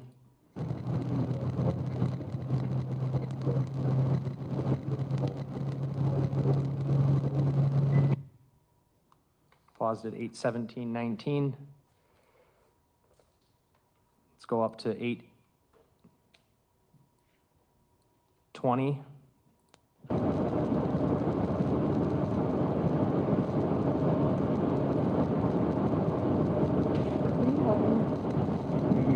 Can you help me? I'm trying to do the project at the same time. I don't even know how to get it out. I don't know what the heck was happening.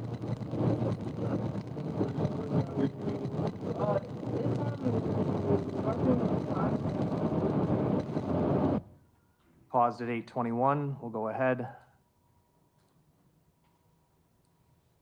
8:24.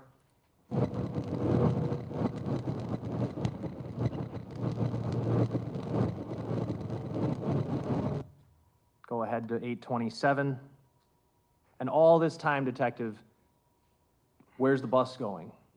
Southbound on 35th Street. Okay, and you'd be able to see that on the front camera, right? Correct.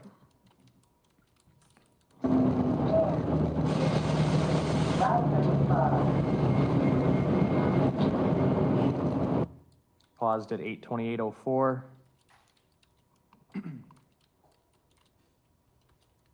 Playing at 8:28:52.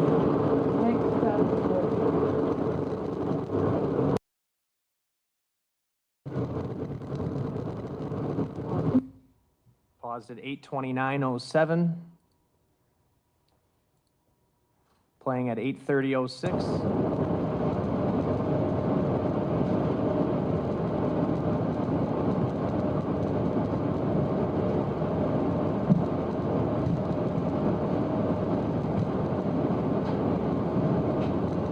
Paused at 8:30:21. Playing at 8:31:25.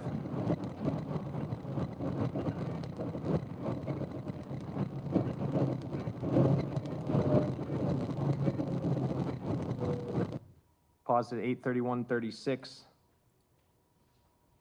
Playing at 8:33:11.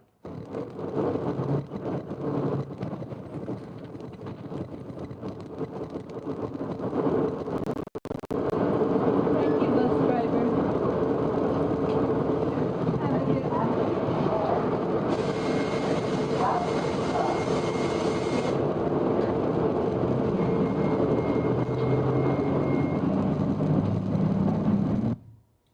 Paused at 8:33:35. What's happening now? He is approaching the front door of the bus to get off.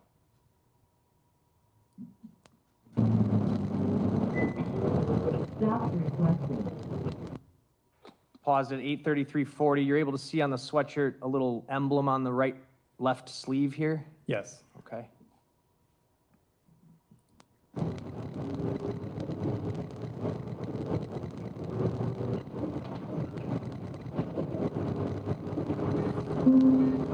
Code, Ohio. Alberta College.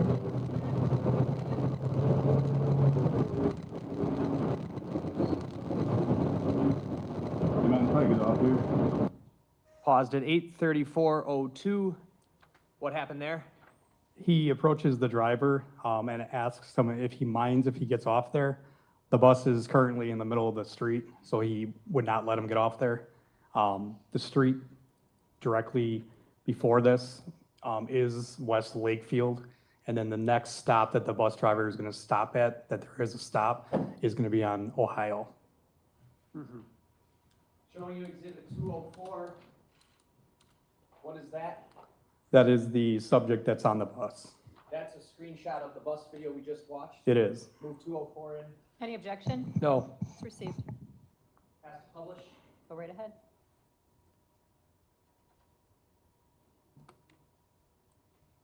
That's 204. Oh. Yes, Do you see that person in court today? I do. You identify him by where he's seated and what he's wearing. He's seated at the defense counsel's table wearing a blue button-up shirt with a white t-shirt underneath it. I'd ask the record to reflect that the detective identified Maxwell Anderson. Any objection? I'm not going to comment on that. The record will so reflect.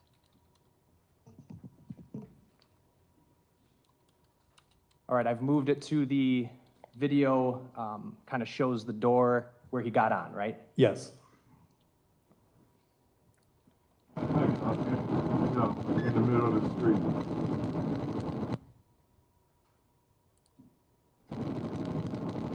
Let me back that up because the video went out.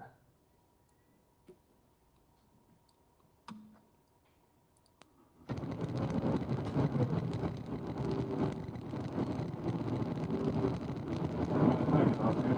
No, in the middle of the street. He asked the bus driver what? If he could get out there, and the bus driver tells him, no, we're in the middle of the street. And if we look at the front, where are we? This would basically be Lakefield, and then as you continue through it, you go to Ohio. Okay. Is this near the address of 3161 South 39th Street? Yes, I believe Lakefield is a 3200 block.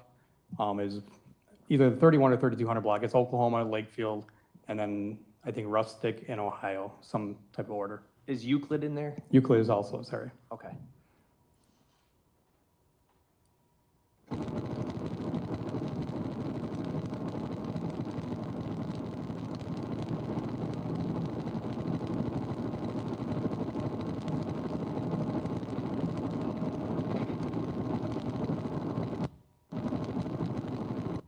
Paused it.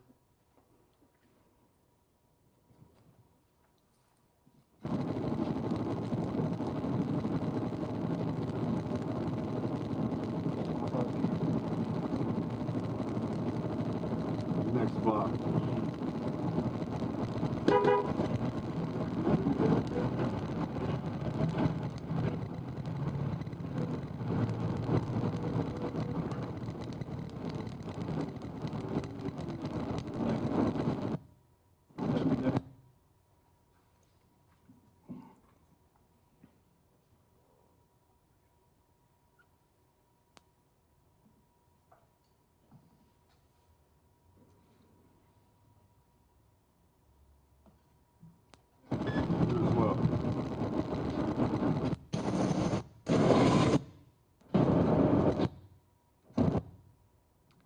He's exited the bus? Yes. And then what direction does he walk? He starts walking northbound back towards West Lakefield.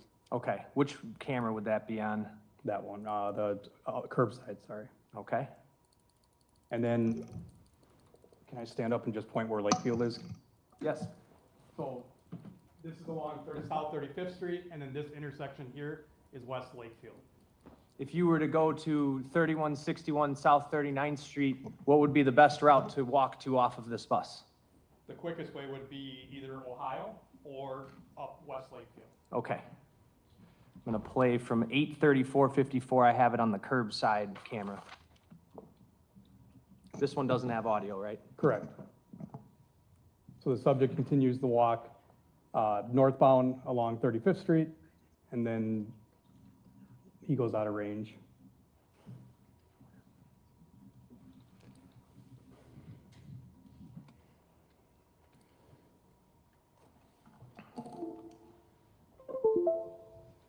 I'm gonna bring up a map that's already been introduced and admitted as Exhibit 443.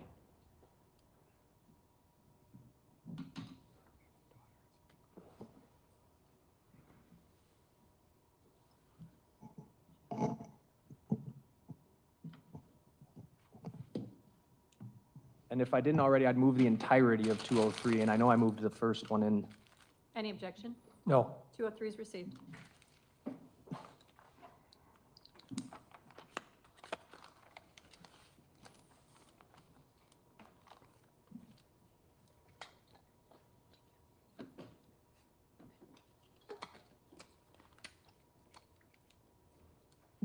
Got a map of Milwaukee County up here, Detective. Can you see that? Yes, Or do you want to stand up? I can see it.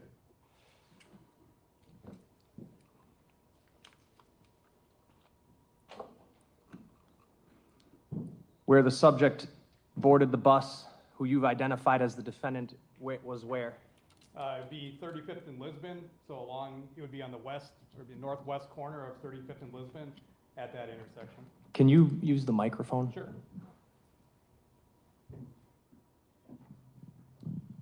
So it's an intersection of 35th and Lisbon along the northwest corner is where he would have boarded that bus that was going southbound. And what direction is that on this map? If you could point it out here as I move the map. It would be going down. All right. Passing Interstate 94 there, Yes,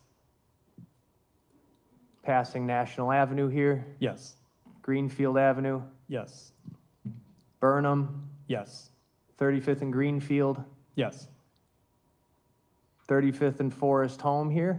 yes, Jackson Park's right next to that, right? correct. Continuing south 35th and Oklahoma. Yes. Where's Lakefield?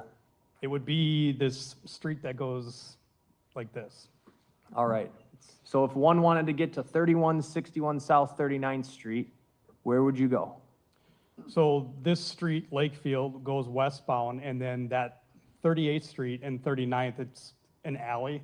So that would get you to the back of your house, basically through the alley. And you could also walk down 38th to Euclid and come over crossing 39th Street there, correct? Correct. All right. The 3100 block of South 39th would be between Euclid and Oklahoma, is that right? Correct. Oklahoma is 3100 and Euclid is 3200. So it's almost in the middle of the block.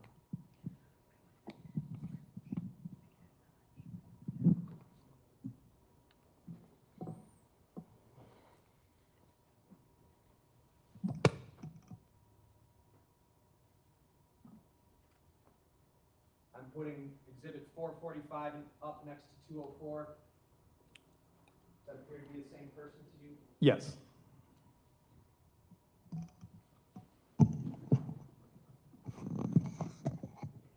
Nothing else. You know, I think this might be a perfect point to take a break for 10, 15 minutes, take a quick bathroom break, and then we'll come back, okay?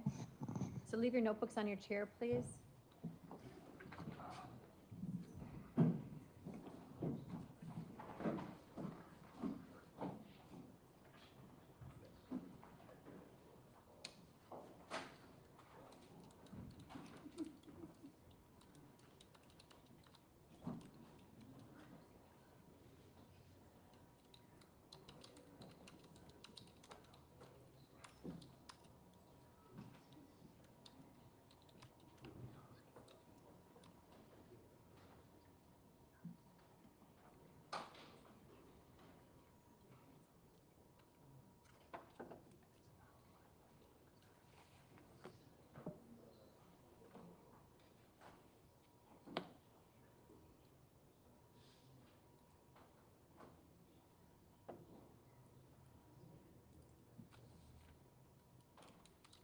Anything to address on the record at this point? No. Depends? No. Okay. Then we'll take a 10-minute break.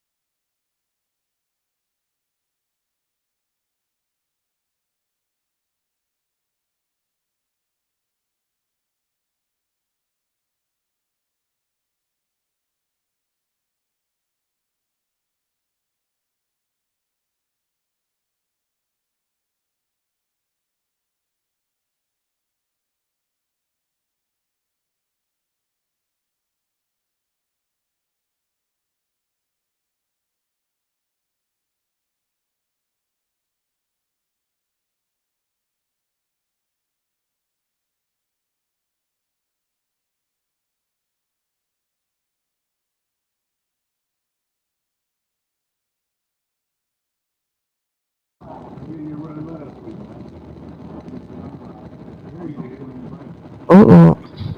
What about you?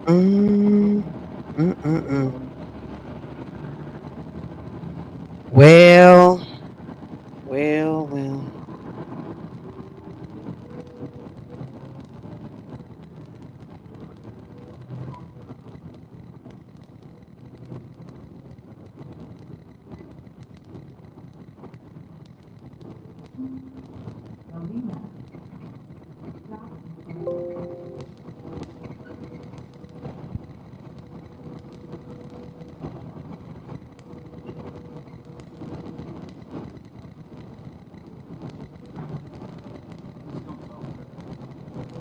It's like Maxwell. Where were you? Where'd you say you were?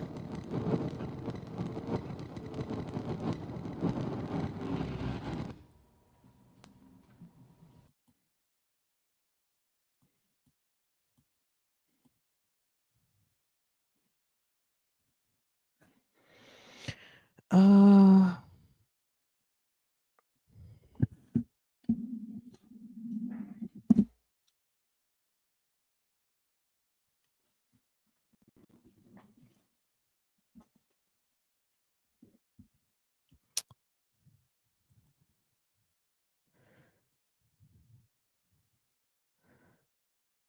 Oh, that we need on.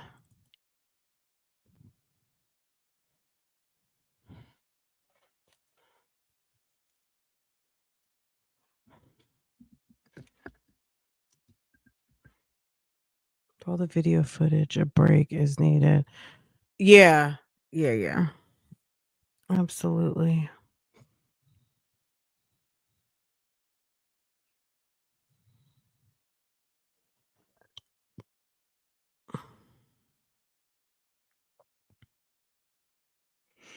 Yeah, I mean, they did a good job. I mean, really, this has been going on for a day and a half now of tying the car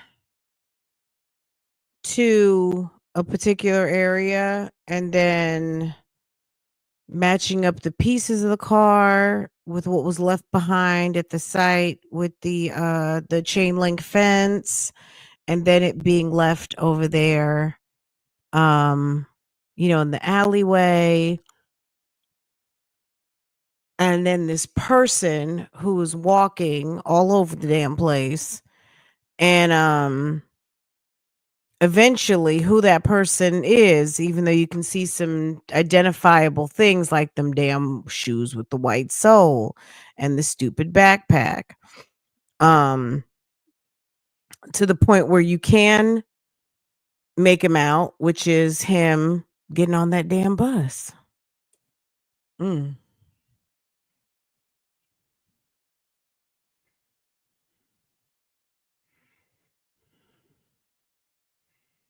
Well, right now they're just bringing up the detectives who were researching and who obtained the footage. So yeah, pretty much that's it's no, I guess I'm sure we're going to start to get into some more things,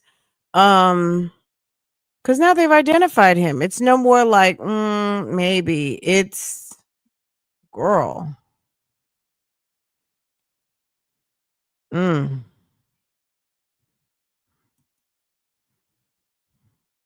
Look at his goofy behind.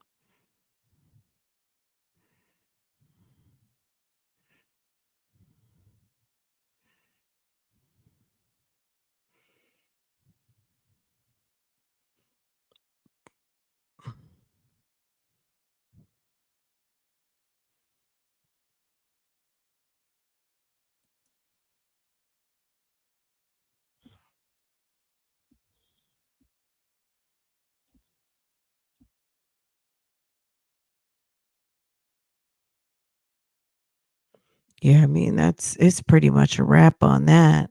Just from where, even when he's coming out like this, and so many of the footage is a silhouette, a grainy silhouette, then to just have it come into focus like that is like, ooh, ooh, ooh, ooh.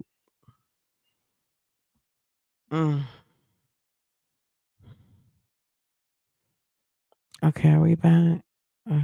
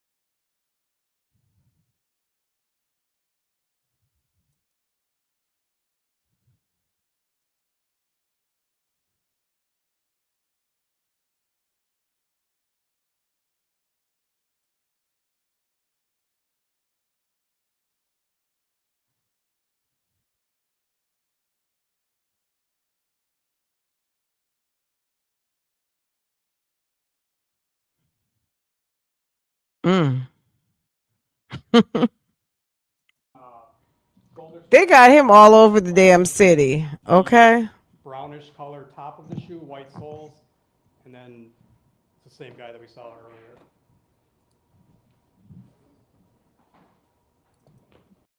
I know he's sitting at that table thinking, I'm cooked. I'm cooked, and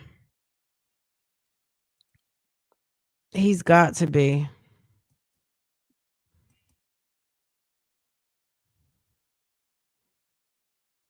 I wonder where he 07. said he was again. Did he say he was over to the house?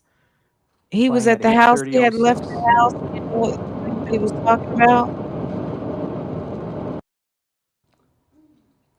I paused it at Mm-hmm. 7:30 and 02, and if you look off to the right side of the screen, what can you see here? Right That to is his Miss house. Robinson's vehicle, and the That's fire appears to embarrassing. be Sir, just starting inside the passenger you are really, you're through. Okay. compartment of that vehicle. This is the subject here that I'm circling with my mouse that you were referencing walking out. Mm-hmm. Yes, Is there a Say, microphone up by you, a handheld one? yes, Are you able to go by the TV screen and point out what you're seeing as we're playing through this? sure. If I can turn this.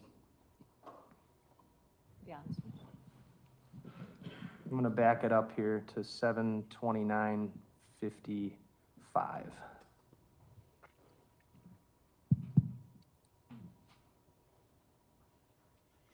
mm. Okay, because you can actually the fire, you can see it kind of much better now. So the two females are walking westbound along the sidewalk, one with a black and white umbrella, the other one with a blue jacket with the number 23 on it. And then to the right side of the screen is Miss Robinson's vehicle. You can see the fire is starting in the passenger compartment of that vehicle. And then in front of the two females, there's a subject, a male subject wearing a black hooded sweatshirt and a large camouflage backpack. At some point in maybe this clip or other clips from the same exact bus, are you able to tell any demographics about that individual with the backpack? Yes, it would be outside the curb side view of this bus video. Okay, I'm gonna keep playing the video. Pause there. Are you able to tell anything I know about his they were shoes? so hopeful, like, okay, I hope this, if it doesn't get any better than that, then we might be good. There? Yes, you can tell that it has a white bottom sole, and then there's a darker top part of the shoe, and then also dark pants. I'm gonna move over to the curbside. All right, so I'm on the curbside view now. Yes, This is the woman with the umbrella up here. correct. The woman with the LeBron James jacket is behind this tree. Yes. Okay, playing from there. 7:30:06. Do you see the subject with the backpack? Yes, so you can see the backpack a little more clear here. It's going to be a tan camouflage backpack. And then you can also see that the tops of his shoes are also that almost similar tan color. Okay. And as I advance the video, the bus has now passed, what, 30th Street? Correct. And what do you see in the upper left? That would be the car, Miss Robinson's vehicle becoming more engulfed in flames. Okay.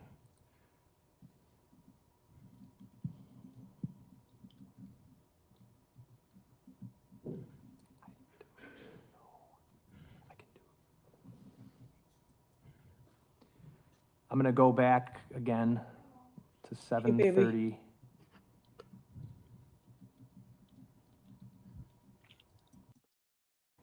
And there's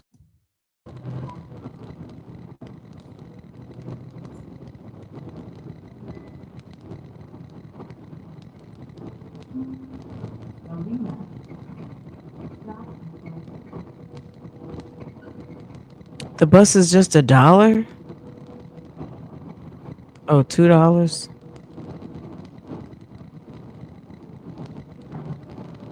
Ooh, and if they got which I'm sure he can't say that's not him, but they could get, I wonder if they got the receipts off the bus and got his dollars, baby. Because the money being fed in, that's all, unless, by the time it was processed, it was too late. But they could have tracked actually back to his money. Uh-oh. Bus driver was like, look, put that money in right. Have a seat.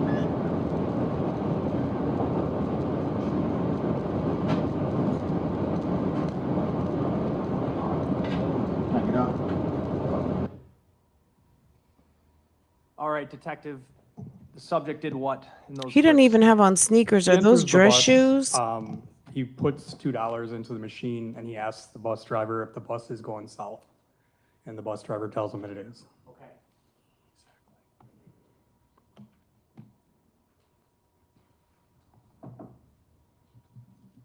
He then Oh, goes okay, we're back, y'all.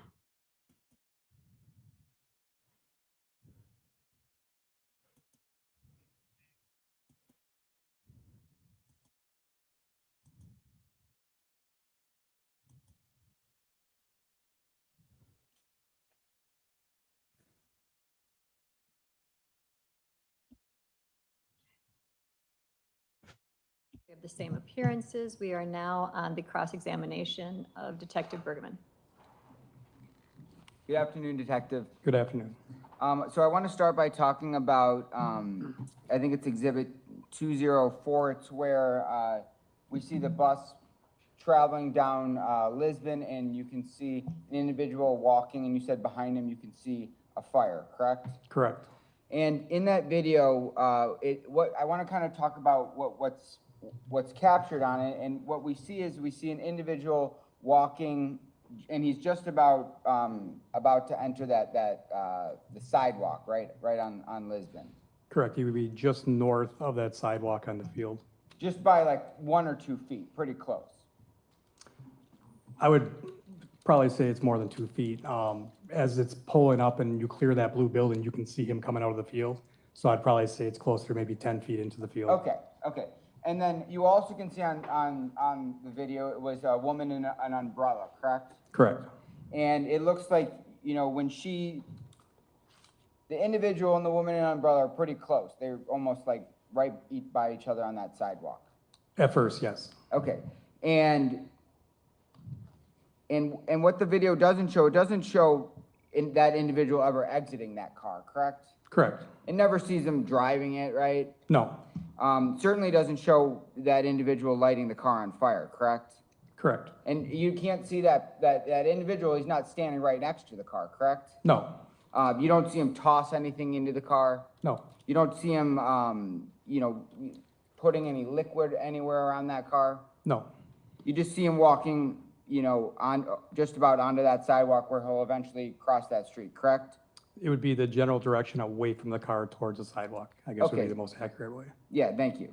And this individual, he's not running, right? No, He's not, you know, doesn't appear to be panicked or looking over his shoulder.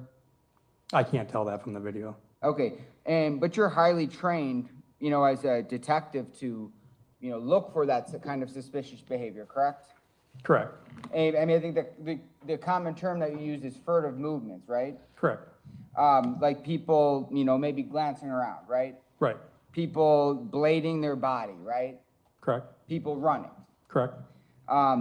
And like an example is like like an example of something that's suspicious is when you see someone walking towards, like a police officer, when they see that police officer, they run the other way. Correct. And this individual that we see on camera doesn't do anything like that, right? Yeah, there's no police officer in the area. Okay. But what we do see is we see an individual walking in one consistent direction, correct? Correct, And that individual eventually walks to a bus stop, right? correct, And waits at a bus stop, correct? correct. And this area on Lisbon, it's a very busy like street in Milwaukee, right? It's one of the busier ones, yes. And we saw in the video there's people driving down the street, right? Yes, People walking down the street, yes, people waiting for buses, right? yes, And so you got to admit this is a very densely populated area, correct? correct, Because there's residential homes around that area as well, correct? correct.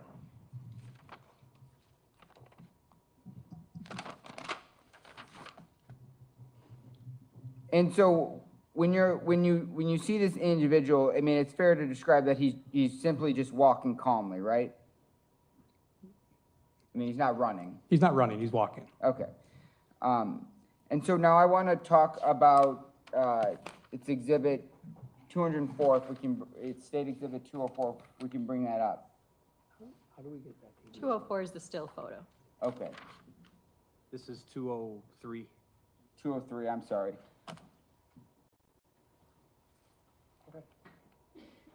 All right, so we have Exhibit 203 up. Yes, We can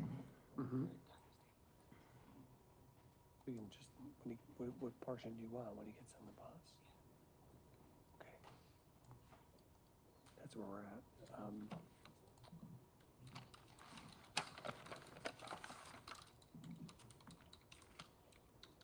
We had 8/12/19. So starting at 8/12/19, if you could just play that.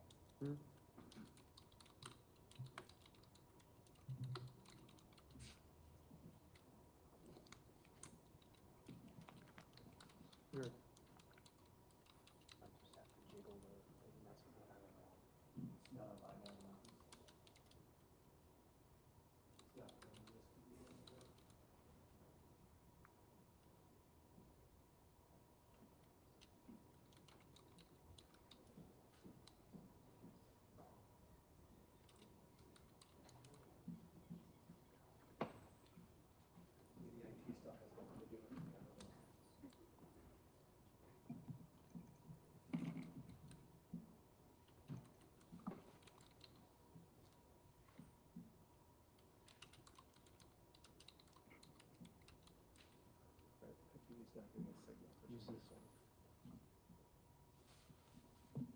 Let me try this one.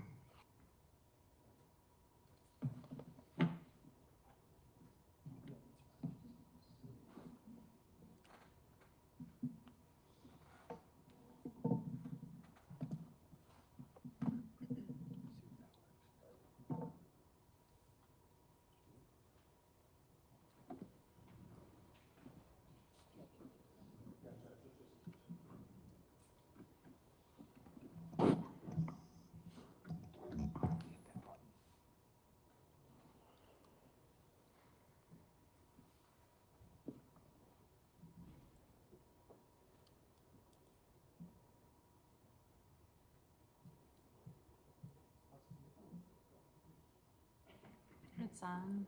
It's a matter of recording.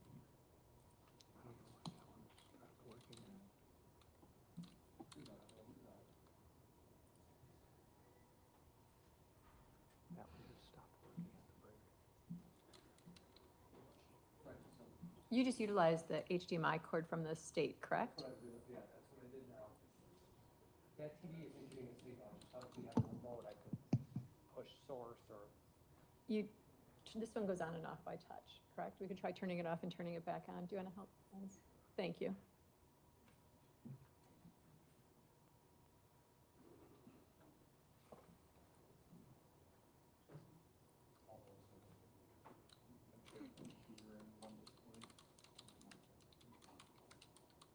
It's coming up on.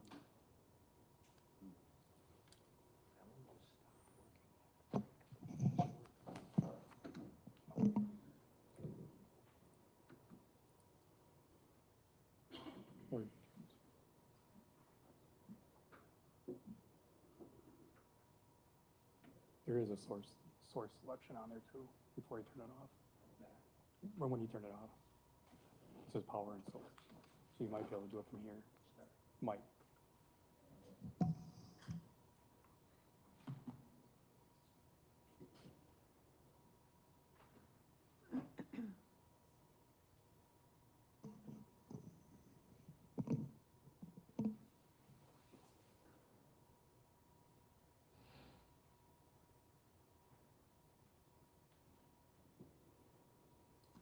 Otherwise, it's not ideal, but we can do it over here if the jury isn't, it's not perfect, but I mean, you're asking witness questions.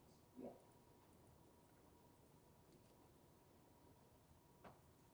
I think we just do it that way.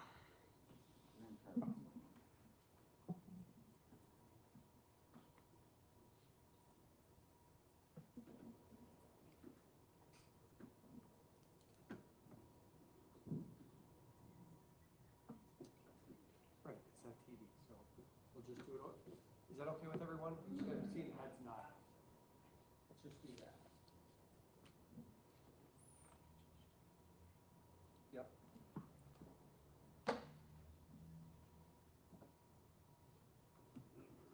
What did you say, 8/12/19?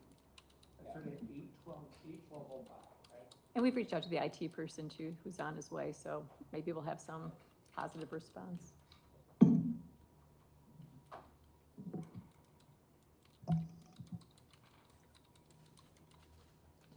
Oh, we got it back. Okay. I think it's when we expanded that screen. 'Cause that's when it Thank did you. it last. Thank you, Deputy Benz. All right, so I just want you to watch the video. We already saw the state put on in direct. Yes.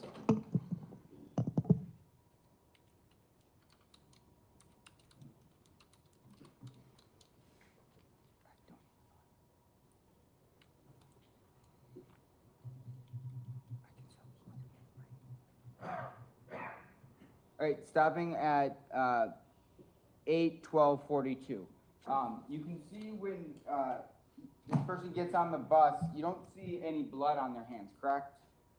No, You don't see any red marks? no, And this individual clearly isn't trying to conceal their identity whatsoever, correct? no, There's no mask on his face? no, I mean, they got their hood up, but it's clearly raining outside, right? correct. And then this individual talks to the driver, pays the fare while the bus is kind of moving, right? Correct. And have you ever had to pay for, like, bus fare with cash? Long time ago.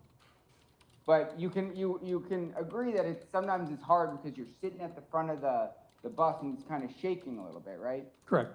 But he casually talks to the driver and asks if it's going south, right? Yes. And then he gets on the bus and then goes to sit down, right? Yes.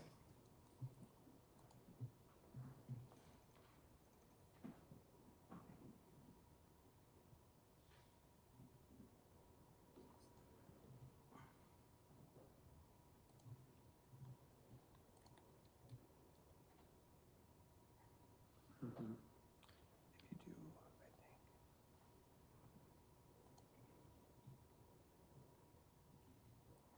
And just, you're playing at 8/12/44. Yeah, so we're starting at 8/12/44.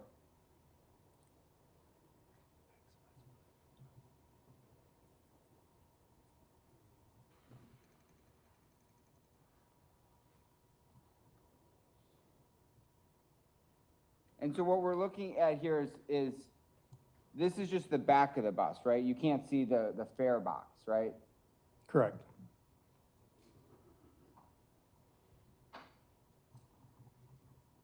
I think your speed on there is playing like half speed, it looks like, the seconds, just so you know.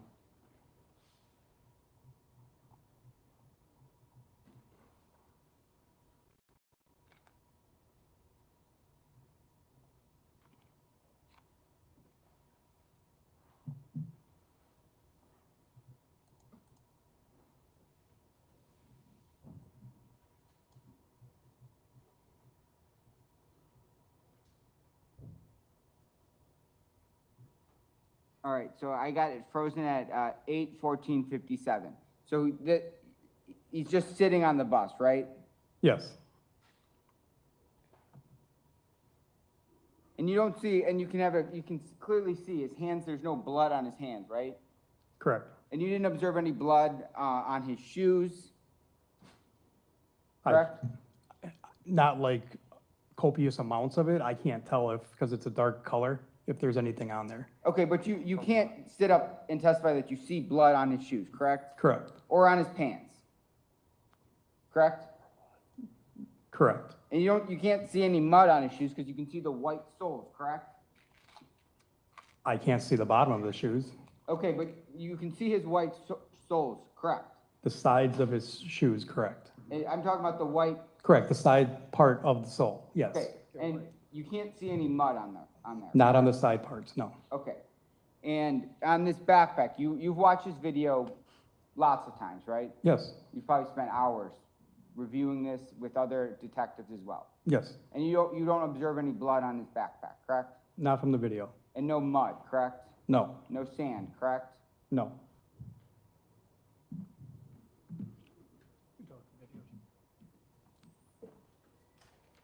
And so what we really watch is someone walk to a bus stop, wait at a bus stop, and get on a bus, correct? That's the second part of the bus video, yes. Okay.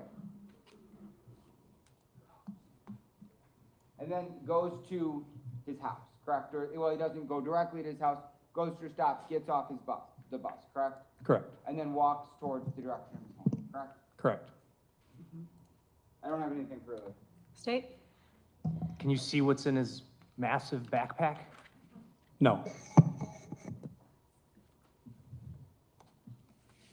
The person that he's referring to as this individual, that's the defendant, correct, that's Maxwell Anderson. nothing else. Defense, anything?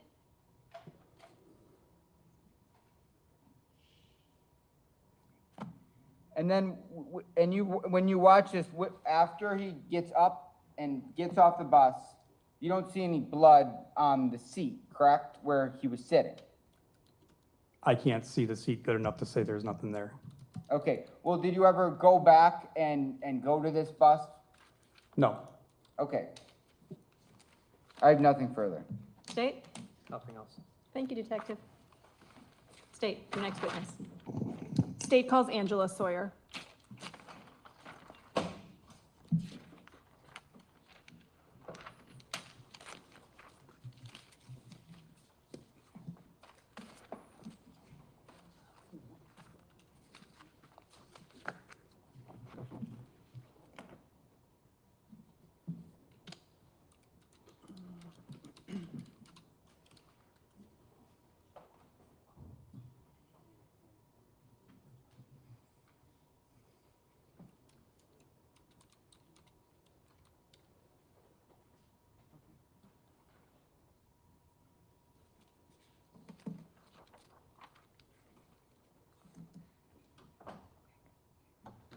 Can I see the attorneys at sidebar for a second? Yes.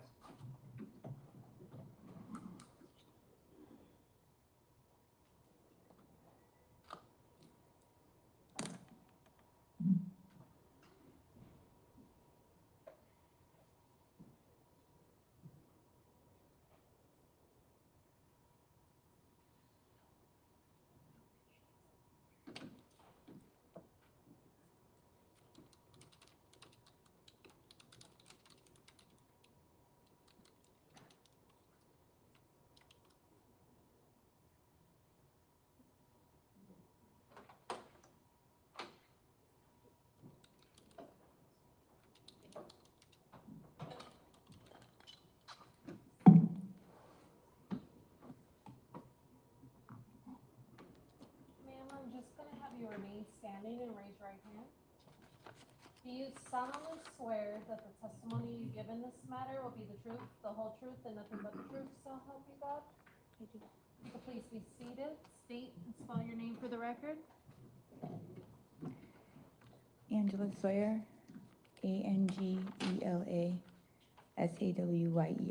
Ms. Sawyer, I need you to scoot right up to that mic, please, and talk right into it. You're soft-spoken, and we need to hear what you say. Okay. State, please proceed. Ms. Sawyer, do you remember the day of April 18th, 2024? I do, Why do you remember that day? because I left work and went to the beach and found unusual. I'm just going to help you with your microphone. It's hard to project your voice, so I'm just going to ask you to speak right into that. Okay. You were walking on the beach? I left work and I went to the beach, correct. What beach? I actually don't know the name. It's down on the South Milwaukee. Okay, you were in South Milwaukee? Correct. Is this a beach that you frequently go to? Yes, did. Did. Had you been there before? Yes, Do you remember the last time that you were there? yes.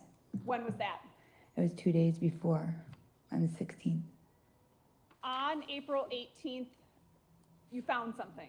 Correct. What did you find?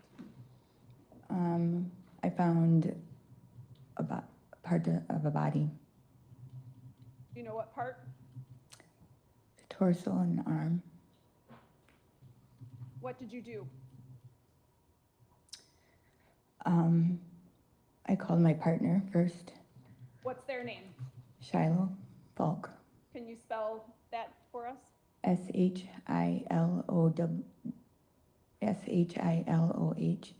SHILOHFALK. Then what happened? I waited for him to come and we called 911. And where did you wait? I waited by the body.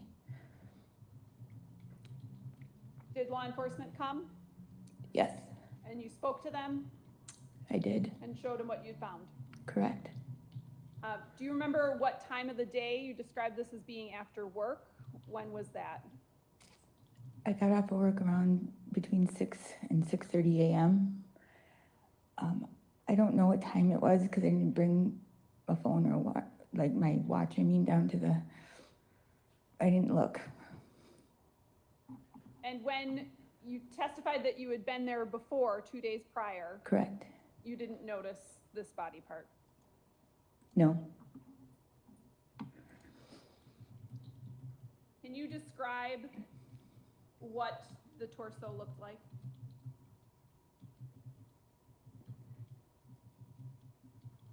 I don't know how to describe it. That's okay. Nothing further. Cross? No. Thank you, Ms. Sawyer.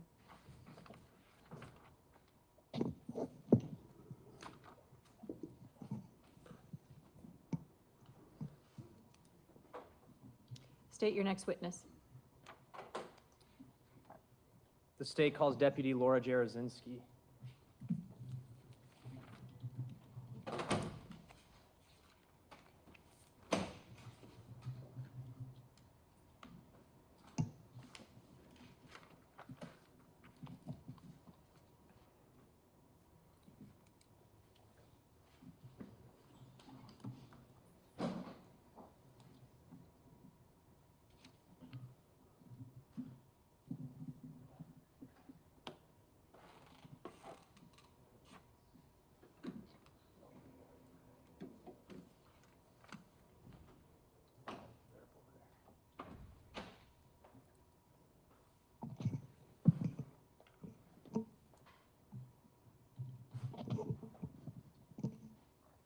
Do you solemnly swear that the testimony you give in this matter will be the truth, the whole truth, and nothing but the truth, so help you God? I do. If you could please be seated, state and spell your name for the record.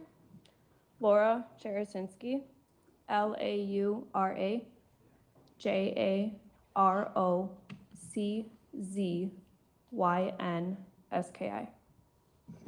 How are you employed?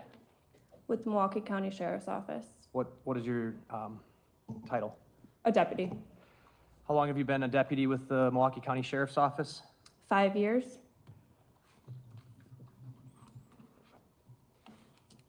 And did you assist in the investigation into the disappearance of Sade Robinson in early April of 2024? I did. You had multiple roles in that investigation, fair to say? Yes. Did you do something in particular of note on Thursday, April 18th, 2024? I did. On that date, were you dispatched to a certain location? I was. Can you tell us where? I believe it was 3305 Marina Road in South Milwaukee. The city of South Milwaukee? Yes. Milwaukee County? Yes. State of Wisconsin? Yes. Okay. I have on the screen over here Exhibit 443. It's already been entered. It's our county map here, and I just want to orient us a little bit. If we go to the southeast corner, we've got Warnemont Park up here, right? Yes. And you're aware that the leg was washed or found on the shores of Warnemont? Correct. Where is 3305 Marina Road in South Milwaukee in comparison to this? Approximately 4.5 miles south. Okay, so as I'm moving down here, you see where I'm circling South Milwaukee Yacht Club? Yes. Is it somewhere near there or around there? Yes. Okay, where exactly?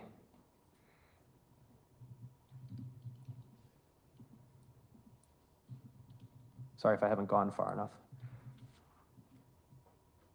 It might be further south. Okay. Not as far as Oak Creek though, correct? Correct. All right. So right a little south of the South Milwaukee Yacht Club? Yes. All right, I'm gonna zoom out a little bit. And you said that's 4 and, did you say 4 or 4.5? Approximately 4.5. Okay. And when you got there, did you make contact with any citizen? I did. Who was that person? Angela Sawyer. Was that the woman who just left the courtroom? I believe so, yes.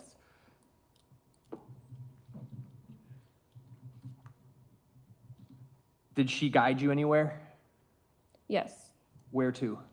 So I met her at like the fence at the top of the path, and then we walked down the paved path down to the shoreline, and then she pointed out along the shore where it was. Is this like a public beach or what is this?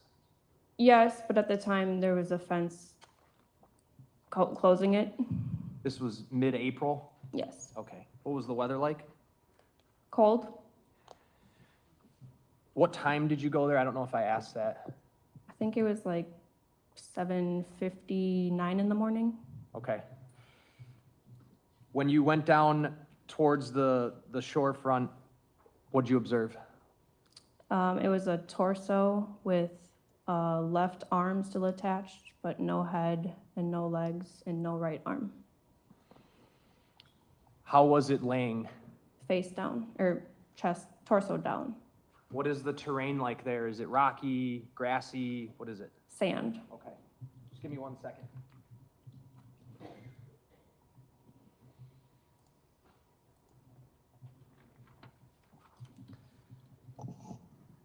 After viewing the torso, what did you do? I contacted my captain, and then eventually we called the medical examiner. At this point, you were, April 18th, you were well aware that Sade Robinson had been not heard from since April 1st, right? Correct. And that a leg had been found in Warnemont Park, right? Correct. Additional remains found on the north side of Milwaukee. Correct. Was it your belief that those things were related to this torso?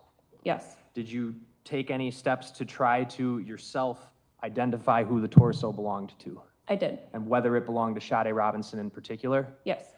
What information did you have that was going to help you do that at the time? Previously, I had a picture of her fingernails painted. How did you get that? From her general manager at Pizza Shuttle. Philip Wilder? Yes. I'm going to show you Exhibit 38. Is this the picture you're talking about? Yes, it is. Move 38 and ask to publish. Any objection? No. 38's received. Go ahead.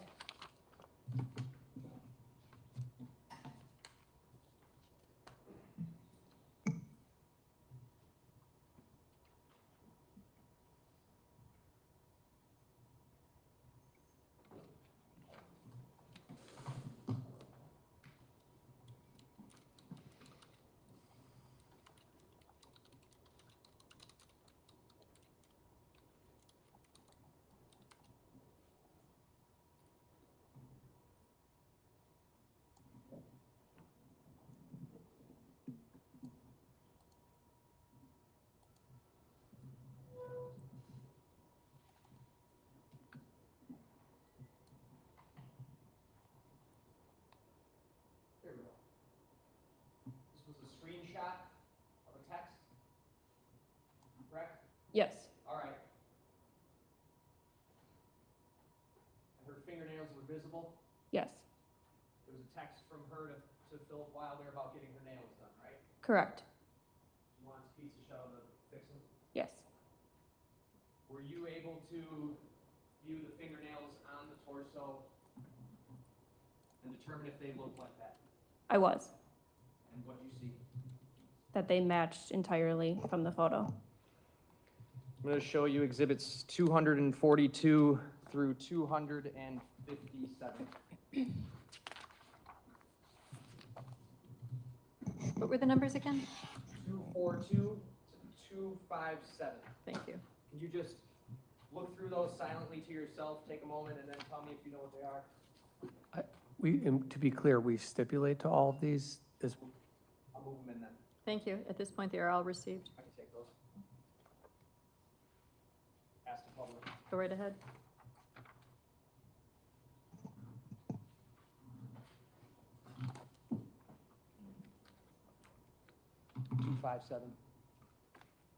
I'm going to start with exhibit 242 here.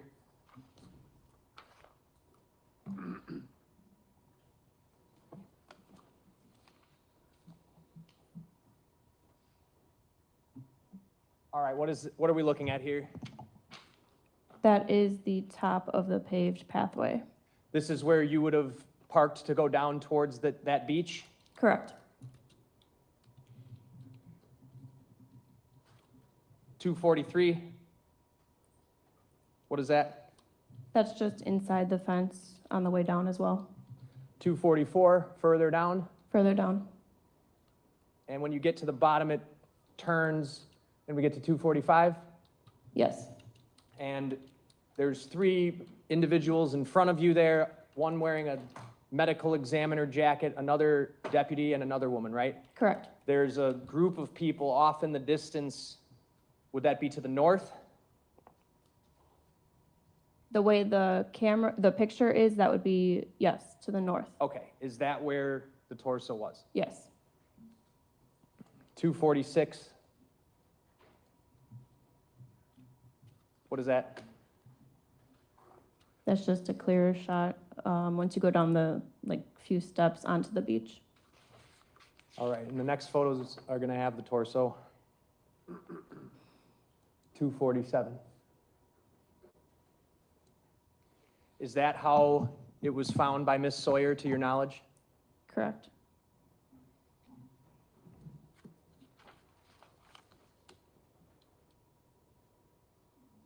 $248.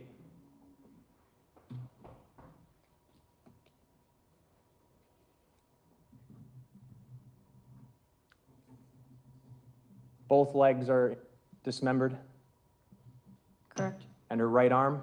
correct. What about her head? Dismembered, What about her neck? dismembered. 249, that just looks north? Yes, Okay. From this photographer would be standing where the torso was found, Yes, essentially? yeah. Okay.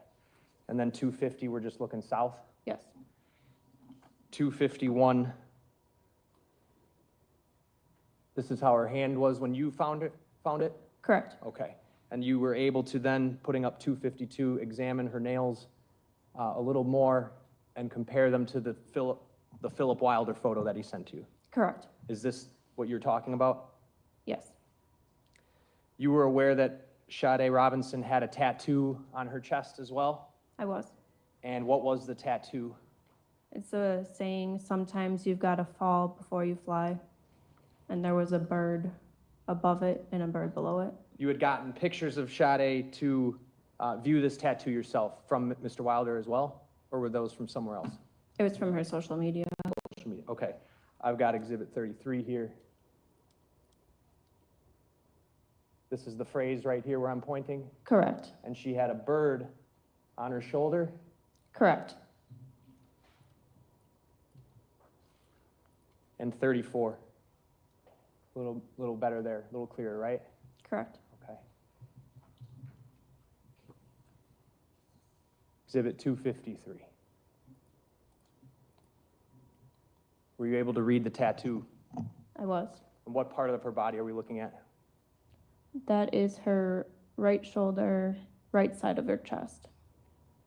That's the same tattoo from those photos? Yes. 254.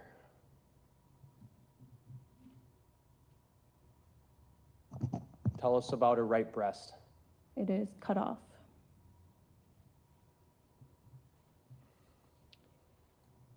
$255.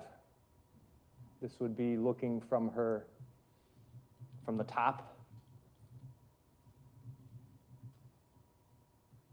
Yes. Okay, and her head is gone. Yes. 256. This be her opposite arm.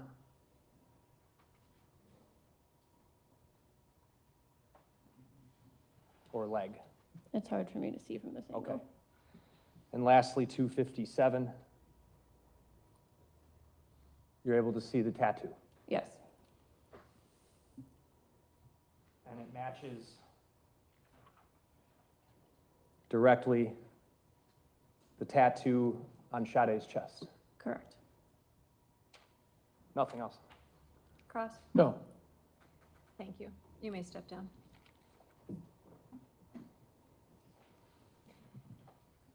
I think we've had enough for today. I think we're going to call it at this point. Okay? So at this point in time, those admonitions I gave you are all the more important as you go into the weekend, right? And I know it's difficult, but you're under a court order. So I need you not to look at any media. So no television, no radio, no social media. Don't talk to your friends and family about this. Remember, this verdict has to be based on what you've heard in this courtroom. And the decision has to be made by the 12 of you who are ultimately on this panel. It can't be based on things that people say to you. So you just have to put a wall around yourself for the weekend.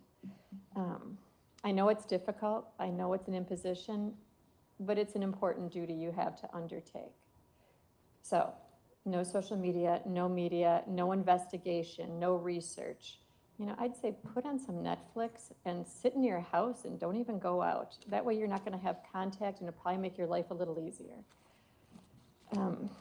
Remember as you leave here today to not talk about it with each other even. Wear your badges on Monday, very broadly when you're coming in on Monday. Monday morning, Celeste, what are we thinking? 8:45, Judge.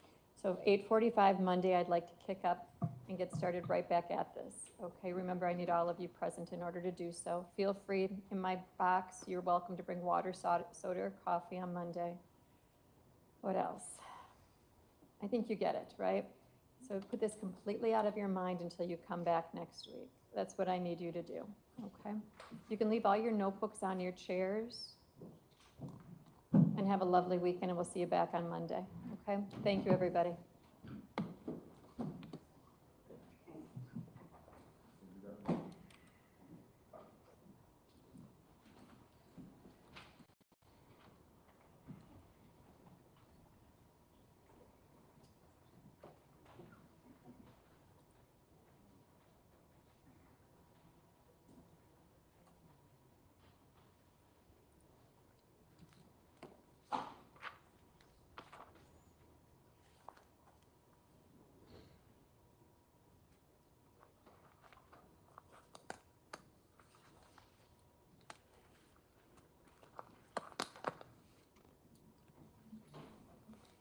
And again, to the gallery, you know, I get it's emotional. I get it's hard to watch. But the verdict has to be based on the evidence presented, applying facts to law.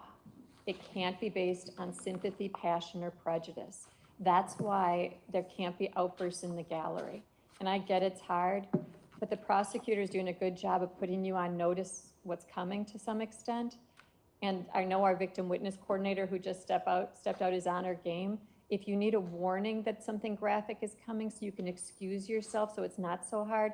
And I'm saying to those of you remaining, because I know the person who left, I hope you can communicate this to her. I know she wants to be present for this, but I get it's hard. But if it's going to result in an outburst, she's going to get removed from the courtroom. So please convey, if you have to step out, okay? Make sense? I see kind of some acknowledgement, right? Okay, thank you. Okay, we did have a sidebar. The sidebar was called at 4:05 by me. It was relative to the witness taking the stand, Ms. Sawyer. We never had discussed whether or not she had a criminal history. So I just asked the parties if she did. I was advised she did not. And it was indicated that she has some anxiety and would be entering through my chambers to decrease the tension and anxiety for her taking the stand. Anything you'd like to add to that sidebar? State? No. Defense? No. Anything you'd like to place on the record before we break for the day? State? No. Defense? No, Your Honor. Okay, then have a nice weekend. We'll see you back on Monday morning. Thank you, everybody. Yeah, this is rough. You know, I think the last thing they want is a mistrial. And I think Maxwell Anderson's lawyers are just the ones to do it. And if they feel like that, you know, the quote unquote outburst, let's say there was one, and she lost it when they showed the pictures, which is very understandable. Monday he'll come in and say, his lawyer will come in and say it was prejudicial, and there's no way that he can defend his client because now it's tainted or whatever. You know what I mean? So it's just really important that, you know, and the judge doesn't have an easy job in having to kind of do these things, but that's, you know, that's one of the things the judges are there to do, which is to control the courtroom and make sure that the process is equitable. So, you know, Sade's mom, she wants to be there to represent for her daughter, and God bless the sister, my God, that she's able to sit through. We don't even know. Was it the mom? Was it the sister? Who? We don't know which one. It could have been the grandmother. Could have been, I mean, and rightfully so, but Maxwell Anderson's lawyer is going to pick any little thing to get this man an acquittal or get a mistrial. So, you know, if it's going to be a particularly difficult topic on that day, then I mean, if they feel like, you know what I mean, I don't think anybody would blame them for skipping a day or coming after lunch or leaving before, you know what I mean, if you know that it's going to get, if they're going, it's going to be a day full of pictures, then maybe that's the day that I'm going to skip or something like that, or I'll, you know, I don't know. I'm sure it's very difficult to have to manage. Anyway, I wish them the absolute best. And like the judge said, put this out of your mind. You know, this proceeding as much as you possibly can until Monday, and then we'll resume. But I feel like things are moving right along. They've made a lot of progress in 3 days. And this is a 2-week trial. So I almost feel like sometime next week, they're going to rest their case. And then we're going to have the defense, if they're going to put one up. And then, you know, we're going to see how it goes. They might not even put up a defense. Who knows? I mean, what could he possibly, you know, what kind of lie is the defense going to put up and say what he went to sleep and then woke up the next day and didn't know what was going on? Because clearly this is a man who owns a vehicle. He was walking all around town. His car was in the vicinity of where her vehicle was located. Let's see this. When was this published? This was published yesterday. Let's see this real quick. Hold on.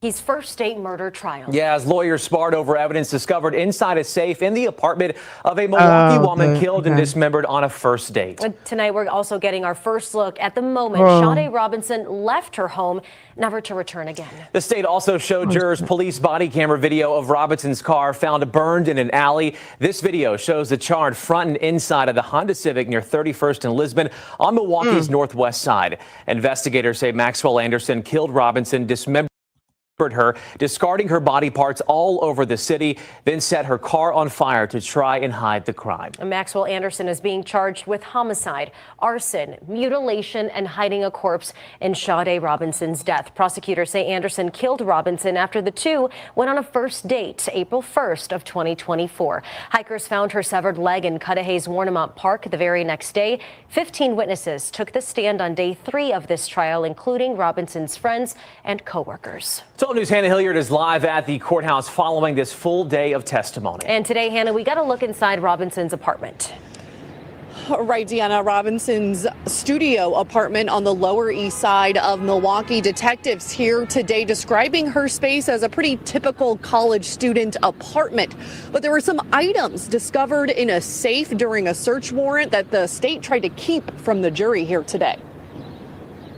The jury, for the first time, seeing Sade Robinson's home, inside and out. You've reviewed all of this footage, and her car never returns to that lot? That is correct. Including security footage. The state says proves Robinson left her apartment in a black jacket, white top, and jeans on April 1st, 2024, in her blue Honda Civic, and never returned home.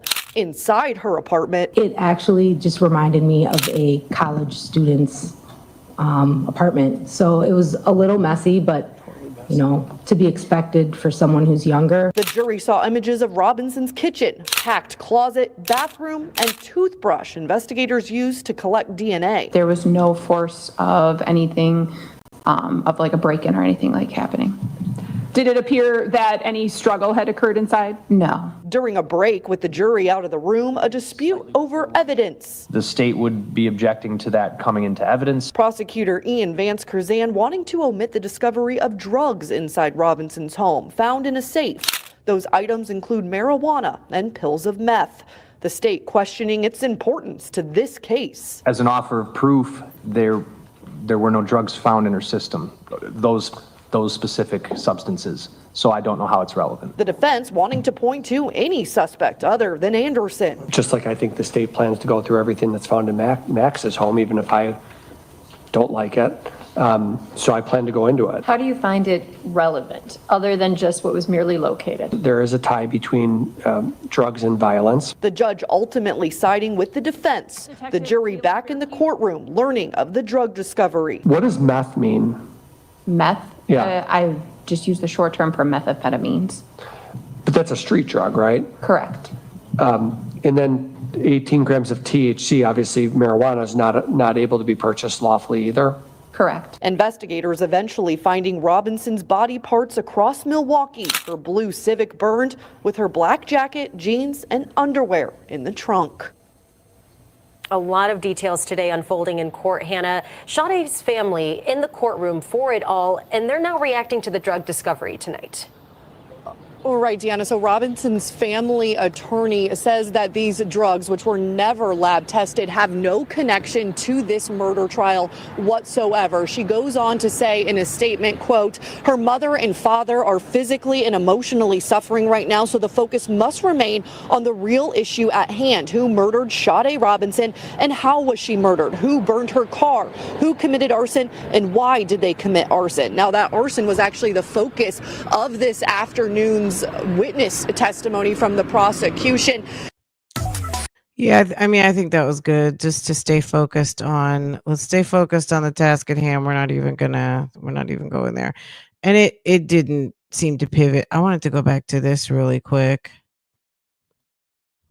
We've seen a lot in the last 3 days. This was pretty this was kind of overwhelming. Hold on one second. Let me flip to this. The vehicle yesterday, when the police officer, it's just a whole nother perspective of, it's not even like Maxwell. So let's look at it this way. So today we saw Maxwell coming out from behind where that vehicle fire is. Do you see the debris? And at this point is what? There would be no reason a man. So first of all, at that time in the morning, we don't know what type of business he's going to try to come up with that he had over there in that neighborhood. Did he know someone over there? Like, what, sir, what were you doing over there? And the girl that you were on a date with the night before, her car just so happens to be torched over there. It's not like you're walking on a sidewalk. You're coming out of a field where there's a lot of shit going on. And two people are pointing at you as to, hey, the car you just, sir, the car you just got out of is on fire. Hello? And down? Yes. Playing at 152. Look at where this occurred. It's not like it's just down some street and he gasoline whatever happened in that vehicle, nobody will ever know. That shit was torched. It's nothing. There's nothing there. Only somebody who's like a fire expert can probably make heads or tails of maybe, like, you'd have to be an expert to examine that vehicle. He fucked that car up.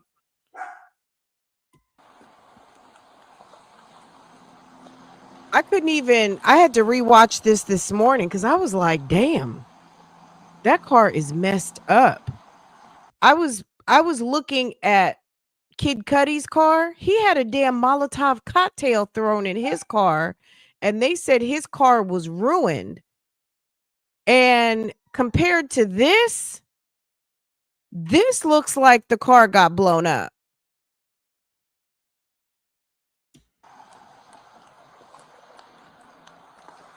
That thing got blazed. Look, and it's right behind an abandoned home.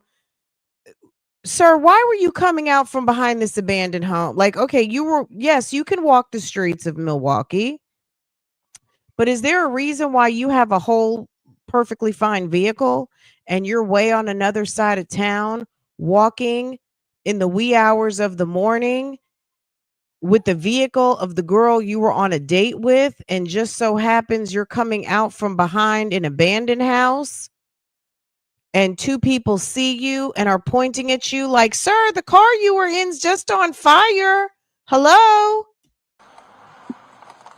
They don't have no defense. They just can't. This is a mess. Paused at 225. The front hood of the car, there's a cut straight across, correct? Girl, got breathing heavy. Okay. Is that something the fire department does? He was breathing heavy, Danny. Playing at 225.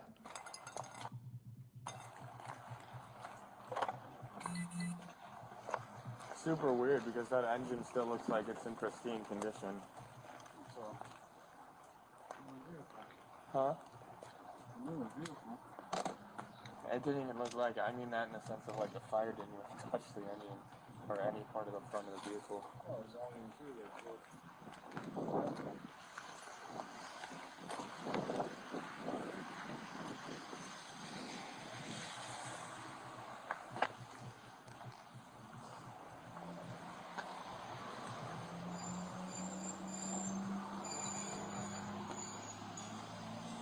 And how, so you say she left. You say she left, but the clothes she had on are in the trunk of the car. Sir, come on. All right, guys. We'll talk about some of this tomorrow. Just think about some of what we've seen. Maybe we'll just do a recap of day 1, day 2, day 3 of just some interesting points, but I mean, the standouts to me are this vehicle, seeing the actual vehicle, his goofy ass getting on the bus, walking all around Milwaukee, her clothes being in the trunk, and the people that showed up from the city of Milwaukee who saw something, said something, and helped expedite this investigation. Those are like the real standouts to me in the past 3 days. The people that kind of didn't turn a blind eye. They saw something, they immediately made phone calls or they called a friend and, helped. So that's the good thing, right? Isn't that awesome? Anyway, we'll talk about it. We'll get a day to process, and we'll maybe spend, a little bit of time tomorrow and talk about what we've seen over the last 3 days, because I'm sure they're going to have to button this up one day next week and let the defense have the case and see what the jury is going to do with it. So anyway, you guys, this was another amazing day, and we will talk about it. We'll talk about it tomorrow or Sunday or something. We'll spend like a little hour recapping what we learned, because we've seen a lot of information. They're doing an amazing job running through all of this. I know it's not easy. So, you know,